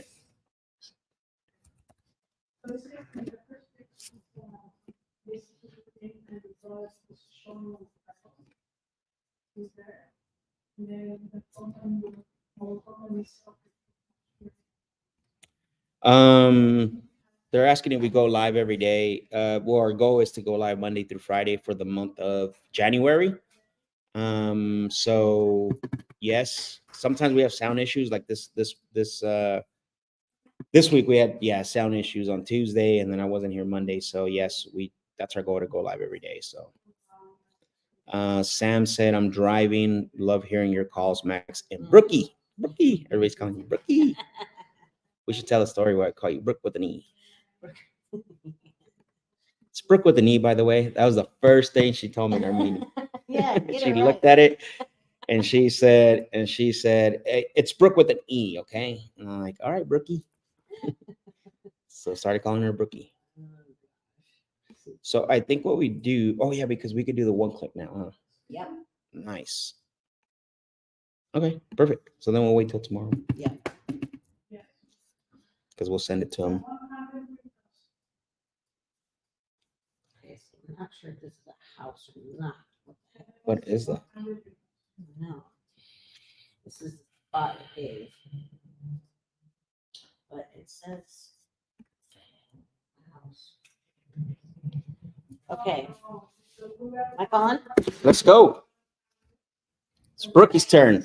She got to eat. Marquia. Brookie got to eat.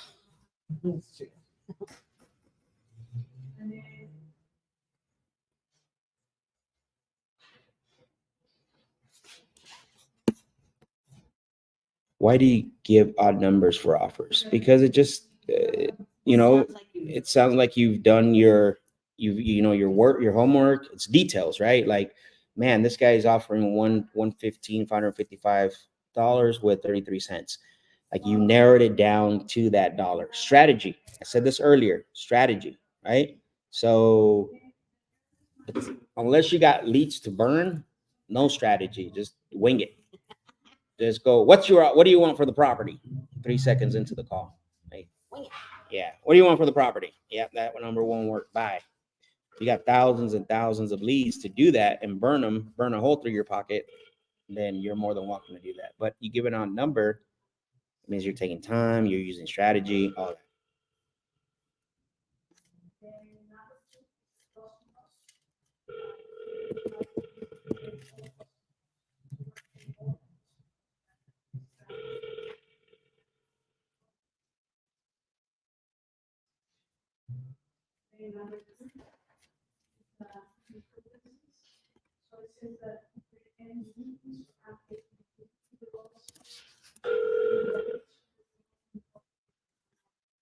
I'm pulling that one up for you.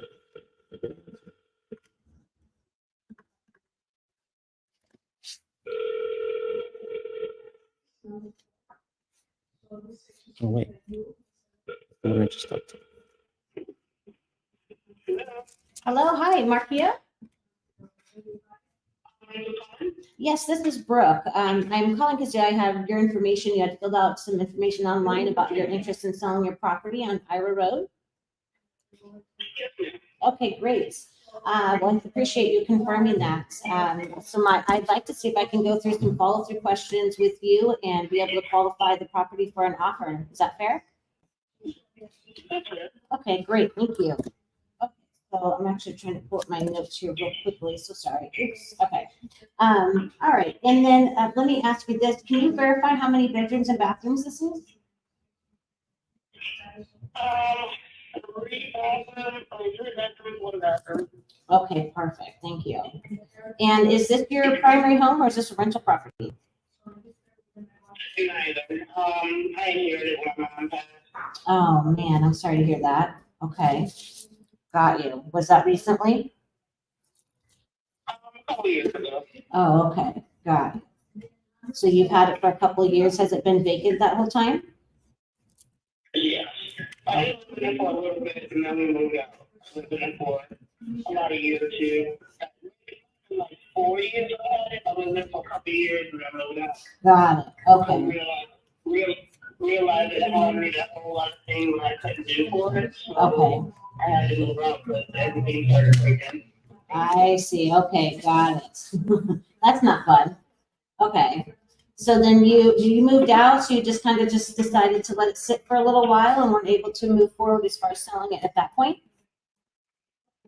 We thought about, my husband and I thought about possibly splitting it, but again, it costs way more money than I had trying to digest it all the time. It's just like it's basically like a tear down and rebuild kind of situation, like the floors, the roof, the wall. It was my grandfather built the home when he got married to my grandmother. Wow. And like everything, according to the people coming in and out, nothing is technically a code anymore. I see. So yeah. People coming in now. And the furnace went out, then the water heater broke, and I see. Wow. Okay. And when you say people kept coming in and out, what do you mean by that? like a problem with my water heater. Oh, They okay. would come, they come and they check it out, they get it together.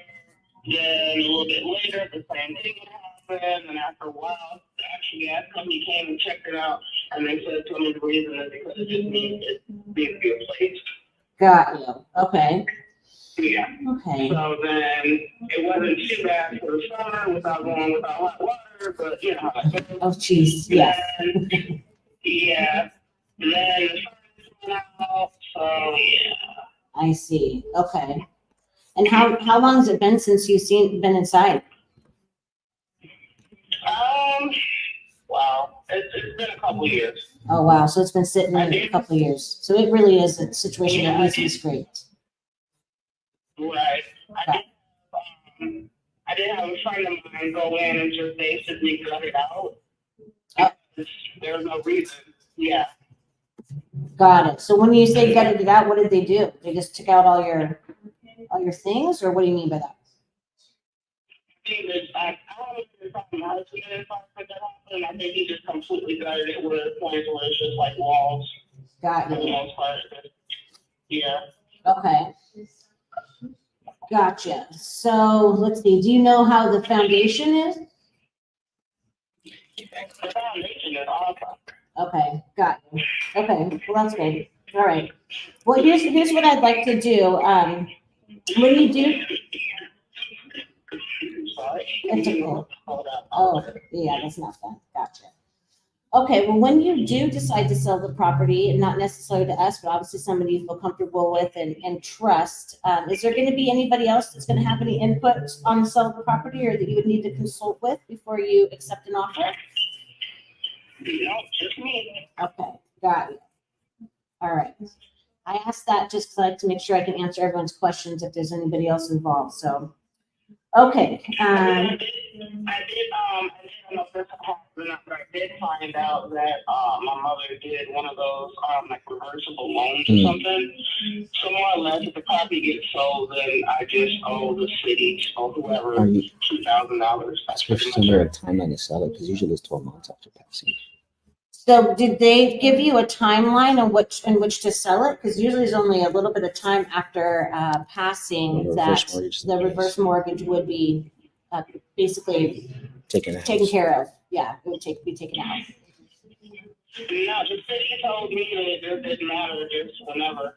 Oh, wow. Okay. That's what they told me. I didn't do any digging into it because I wouldn't have any access to the information, but I wouldn't even know where it was. If she inherited it, then she has access to talk to them because they usually do give a timeline. Okay. So when you inherited it, did they give you access to talk with them? Because they really do usually have a timeline after somebody passes on the reversible mortgage. No, I heard nothing about it. Okay. Like I paid the property taxes for a while, and that was it. Okay. Okay. And how much did the city say that you had to pay them for this? Not the city, but whoever she went through. Okay, got it. Okay. Right. 2000. The city told me that that's what was going I on with the property. I see. Okay. Yeah. So Yeah. 2,000. So that might be a thing that actually doesn't even need to be paid since it's been some time since your mom has passed. So. Okay, and then you said you paid the property taxes for a while. Have you stopped paying property taxes? Is that a thing? I did. Okay. I did because I had to downsize and, everything got more expensive and so forth and so on. Okay. Yeah, I understand. Okay. All right. Well, we can look into that and see what that looks like. Do you have an idea as far as what's owed on that part? I think that might be a couple thousand as well. Okay. Okay. I'm just taking notes as we're talking here. So thanks for your answer my questions here. So. Okay. And what else have you done recently about trying to sell the property? Not too much. Talk to people, trying to just basically with friends, not really friends, like my husband's friends who are looking for property because they want to start building and things like that.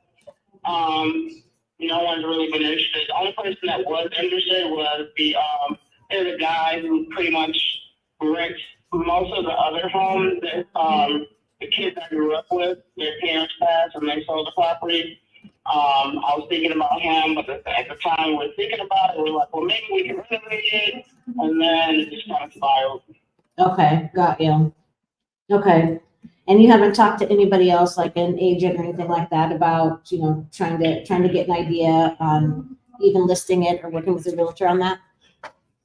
Just like that kind of crazy recently, I'm pretty much like co-parenting with my grandkids. Oh, wow. Working full time, all that good stuff. So like it was a little, I wouldn't say hectic, but it's a little full. Yeah, I totally hear you. Yeah. So so you did say so, obviously you think that it's a tear down. Do you think it can actually be rehabbed, or do you have any I guess some solid information about it actually being a tear down? I mean, it might necessarily not need to be a tear down, but I personally, the way I was thinking about it was making it, This is why I was asking about the foundation. Like the paneling and everything, because like I said, the foundation is pretty good.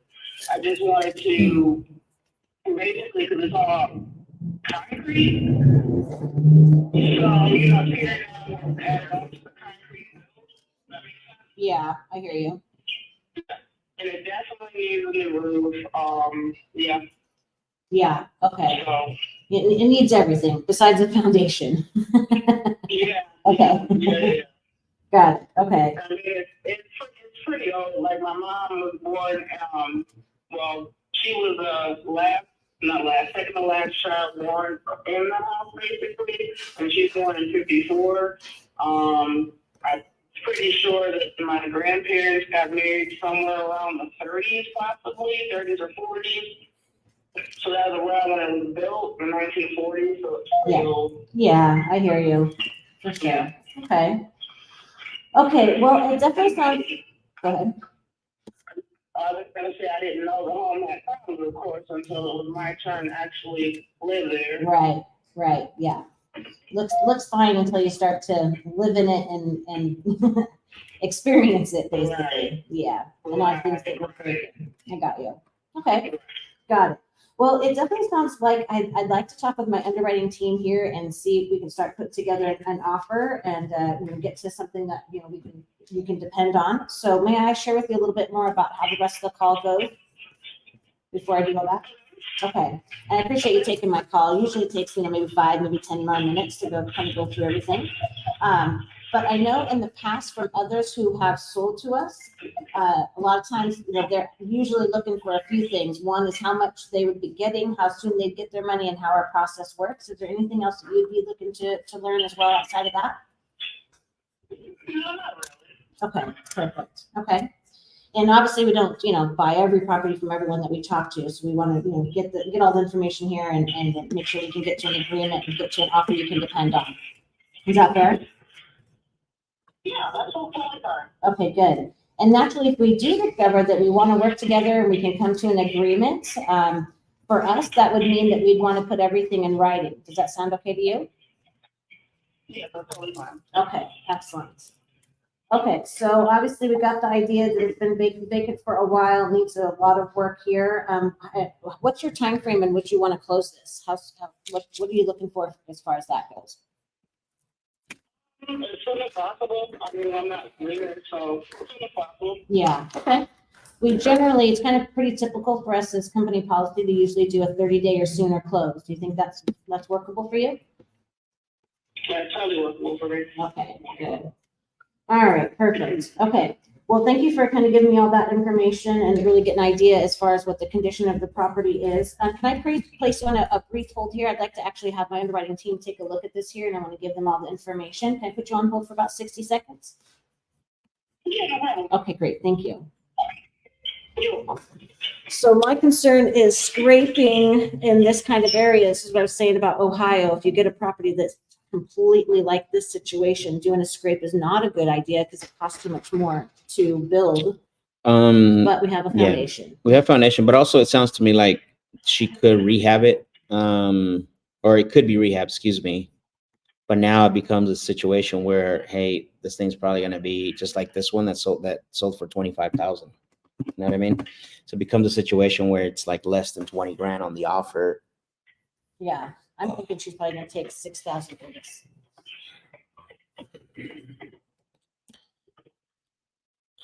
So there's another one. Here's this one sold for 17,000, 3-1, right around the same square footage. Let's look at the home details. 1904. Yeah, hers is a 48. I know it needs a lot of work, but So, but I mean, that's kind of what we're looking at, right? Especially with that type of condition in this area. Yeah. So this is what I'm saying. The cost of rehab or rebuild mhm. is more than what you can get for the value. Yeah, of course. So I think this is going to be a 10K or below offer. Okay. Yeah. See what she wants for it. Yeah. Okay. Thank you for holding. I appreciate it. And it's Marquis, right? Marquia. Marquia. Gotcha. Okay. That's a very cool name. Awesome. Okay. Well, and thank you for holding. I was just trying to get all the information over to my underwriting team, and they're asking me a bunch of questions. So that's good because history tells me when they're doing that, they're trying to work on a good offer that you can depend on. So, and while they're doing that, I know in the past from other sellers that we've worked with, that kind of the day they considered selling, they had a price in mind they were hoping to get for the property. So, what were you considering selling this for? I really don't have an underwriting price. I'm not really trying to make money on it. I'm just really just trying to get it off the base. Okay, so Yeah. what do you If think? anything is fair. So what do you think that looks like then? If you could, we have the possibility of the $2,000, right? Mhm. Okay, and then we have the $2,000-ish in tax liens. Mhm. Okay, and then what were you considering making on top of that? I don't know, maybe if that's possible. 30, you said? Yeah. Got it. Okay. Boy, I'm not sure about that one here. Okay, so 30,000 is what you're looking. So 34 is what the number is you're wanting to get for this. If that's possible, like I said, I'm just looking to get it off my hand, so if Got that's a possible number, I'm willing to work with it. Explain to her about the Okay. situation, being a tear down, fixing up, what properties are selling for. Okay. Kind of give it a the logical aspect of it. So let's just talk about this for a quick second here. So looking at, and I have my underwriting team, and Max is looking at some different options that, are properties they're selling for here. So here's the situation. So we have another property, a little bit older, but actually in livable condition, that sold for 17,000, right? So that's a huge difference. So obviously we've got a property here that we've got to, one, decide if it can actually be rehabbed and what's the cost of that. It's almost like rebuilding a whole brand new house, which almost makes it unreasonable in the fact of what it can actually sell for afterwards. So we have one that sold for 17,000. We got another one that sold for 25,000. Again, livable, but not having to have as much work as yours. So you can see we're trying to get to 34,000 plus all the rehab costs and making any sort of profit on it, and then all the other fees that go along with that. That's a hard number to get to. So I'm assuming that my underwriters are going to come back a lot lower than that. So I guess I'm trying to wonder. So anything other than I know you said, you're not sure and you're hoping for 30,000, but do you see where I'm coming from on all that? Right, but also I'm also thinking of the land that it's on. Yeah. It's about an acre, but it's also an acre next to it. Okay. So, and then I get that, right? Like the land is something, right? But the cost to rebuild. So if we have another property that's sold for 17,000, another one that's sold for 24,000, I mean, they have land as well and a house that actually is livable. You know what I mean? So if we are in a situation where we're actually going to have to completely start from scratch, then if we're talking about, we're talking about at least 100K to even build the house. And that's probably on the low end, or to redo it, right? Like that's a lot. So the land is a piece, that's for sure, but the lots, in fact, I should try to see what the land value even is for a property. Often that's, usually like we're talking like 2,500, 3,500. I'm looking up right now just to see. So it looks like Value 14,000. Okay. 14,000. Yeah. So even so probably more closer to, yep. Okay. So 2,100 for the land alone. That's what I'm saying. And I get what you're coming from, but it really actually isn't as much value as what it seems it should be. Okay.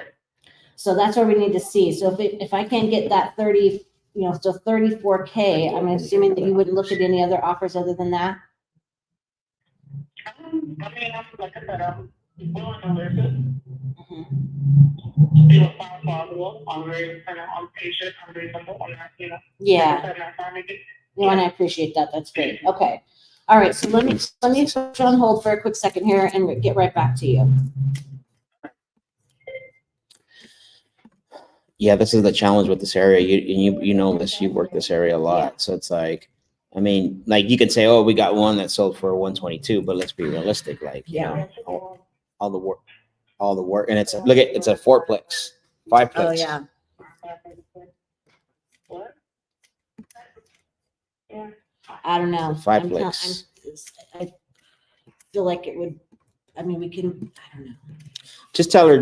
Make her the offer. Say, hey, I know you want to be at 30, but knowing how much work it needs, it's been vacant for so many years. You already told me that nothing's up to code.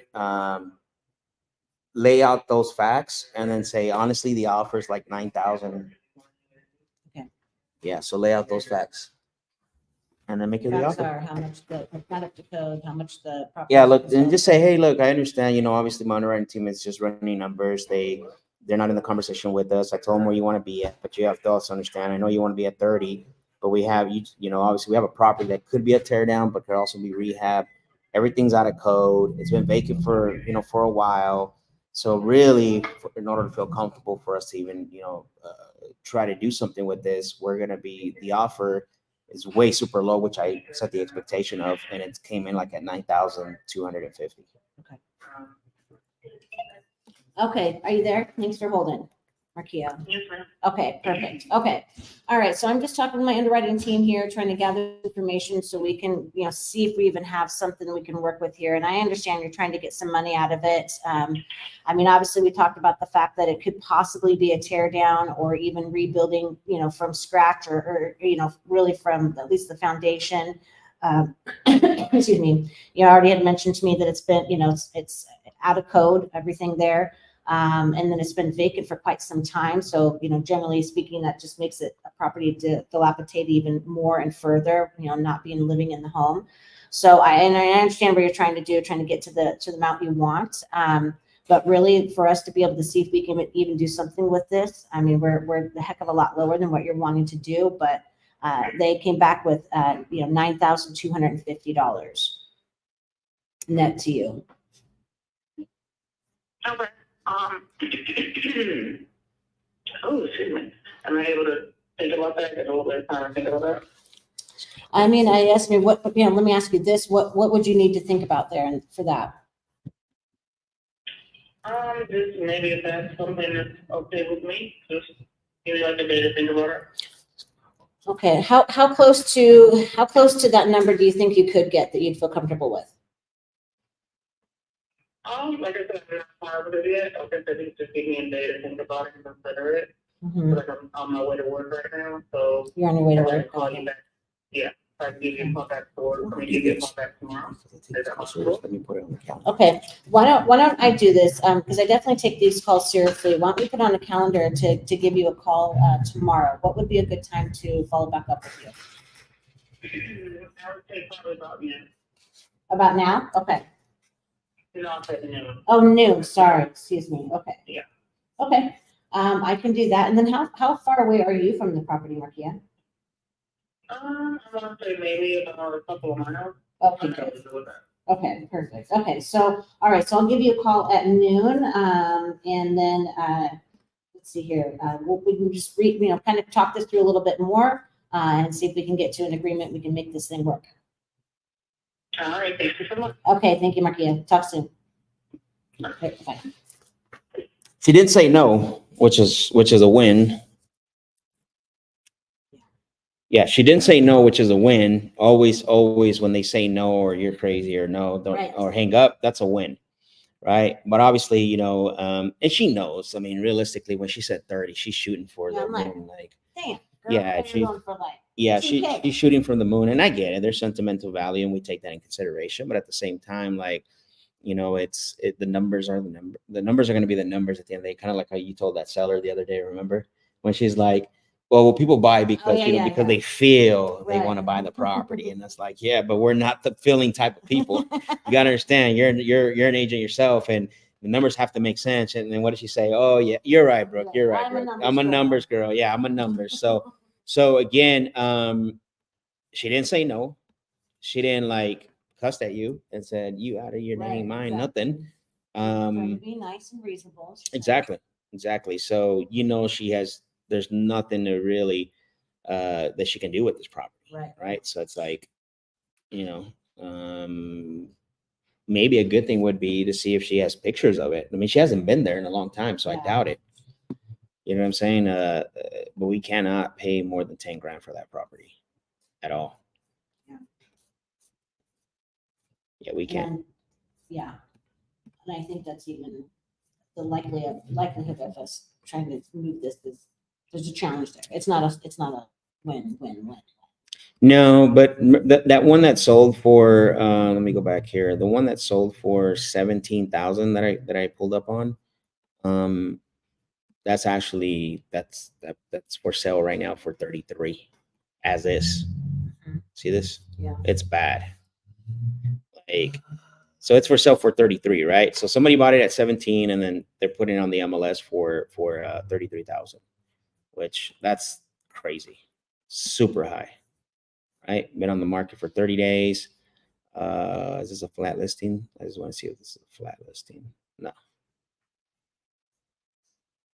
No. So what are you thinking ARV is?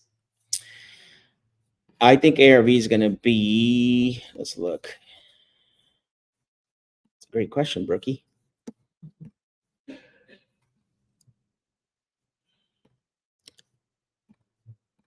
Here's this one right here. This is my 90,000. Right? Yeah. But this property is, again, it's we're looking at this more of a rental perspective. I mean, there's one for 122, but that's, oh no, that's the fiveplex. Sorry. Oh yeah. That's not a comp. Yeah, I think 90K from what I saw. There's a three, look at this one right here for 105,000 rookie. Oh man, but this is also multifamily. Looks like it. Yeah.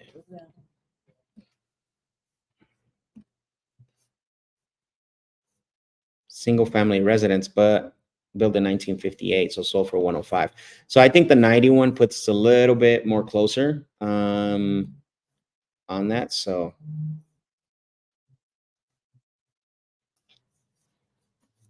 okay. So yeah, so we'll set up that callback, which is great for the live tomorrow. Let's see here. We got a few more questions, and then we'll probably wrap up. All right, let's go with Chris Voss. Never split difference. Odd numbers do some Jedi. They do. They do. How many deals have you sold since you started doing the live? Sold. We're still marketing them. It's been recent. We've only been live 8 days. So yeah. So Alice is the one that's been marketing. But we have one, yeah, that's committed. So I mean, we're still marketing them right now, effectively. Let's see here. I'm here. I have a friend who was killed in a car accident. Her son wants to sell off all properties. I just got started with the program. I have questions. Have you talked to, when you say you just got started with the program, I'm assuming, which program are you speaking of? Sorry. Hey guys, what parts of North Carolina are you buying? I have a motivated seller off of North State Highway 581 property, 100 years old on 1.5 acres. What's the city? I mean, I would like to know what the city is. Yeah. Trina says, go Brooke. Hey. I don't have an issue talking to the seller. I would like to JV on the dispo side. Okay. Well, I mean, tell me what the city is, and I'll let you know right now what you think it is. All properties are in 96 in Greenwood, South Carolina. That's the one that bought the friend. I just don't understand the program. I'm confused about that. Would you go up to 128.8? Ron, we actually are going to be staying at the 128. Yep. Yeah. Unless there's a lot of pushback tomorrow, maybe. But our goal right now is to stay at the 128. How do I close on a pre-foreclosure? Depends on the exit strategy. I'm not sure what your exit strategy is. Is it to wholesaler? You're going to need time. I mean, he just put it Spring Hope, North Carolina. Can you look that up, see where it's at, to see if it's worth it? One of the properties lakefront and the other's a nice neighborhood. One on 22 acres, all I need.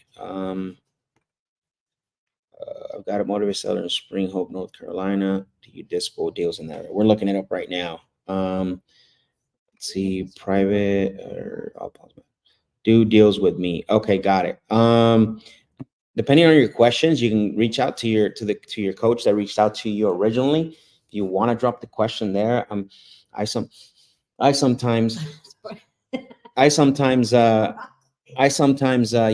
jump in there and answer questions, but I would go back into the Discord channel and ask the question that you need to ask. Oh my God. Lopez says to wholesale. Oh, to wholesale. So yeah. So I mean, just make sure that you know what I mean. You don't want, when you have somebody in foreclosure or pre-foreclosure, like pre-foreclosure is they got the notice of default, which is, you want to make sure that you are, you got enough time, how much is in the arrears? Are you going to sell it as a sub 2? I mean, there's all these factors. You could wholesale sub 2 and all that stuff, but the key here is the time that you have left, how much is in the arrears. That's gonna make a dent inside of your entry fee, right? If you're gonna wholesale it. So those are a lot of things that you need to find out. If you got 30 days and the entry fees in the what's in the arrears is 20,000, 30, 40, 50,000, and it's $150,000 property, like no, no, you're just wasting the seller's time. So you have to find that out. Those are the things that you need for that, Lopez investing. You definitely need that information.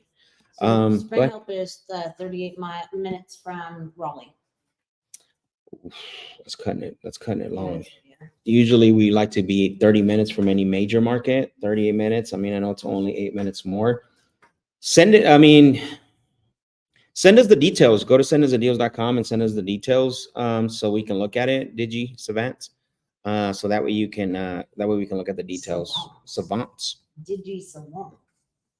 But it is 38 minutes from, where is it? Raleigh? Raleigh. Yeah, Raleigh. So Could be. could be. Yeah, we just got to know the details on the deal and we can tell you a little bit more on it. So Stephanie and IG says, and do we tell her nobody would pay more for the property or nobody else will? I mean, not really. You can, but that's like more convincing. Honestly, it's a more like, if you're like, yeah, I don't ever use that. Once in a while, but you got to be very strategic. You have to position it and you got to be very strategic and present the facts. Yeah, right. Right. Sort of like the guy that I was talking. Actually, I just did that with Yeah, the you guy that I did, was talking yes. with earlier, for sure. But I did it strategically, presented the facts, did it logically with, hey, you list us on the market. You're not gonna walk away with 128. So can you please give a short description of ARV? Okay. I mean, short description is just ARV means after repair value. It's what the market's willing to pay after the repairs are done. Right? Everything is very subjective. Everything is opinion, right? When you you're making your opinion based on what's happening in the market around solds and pendings. Solds tells you what happened. Pending tells you what's happening, right?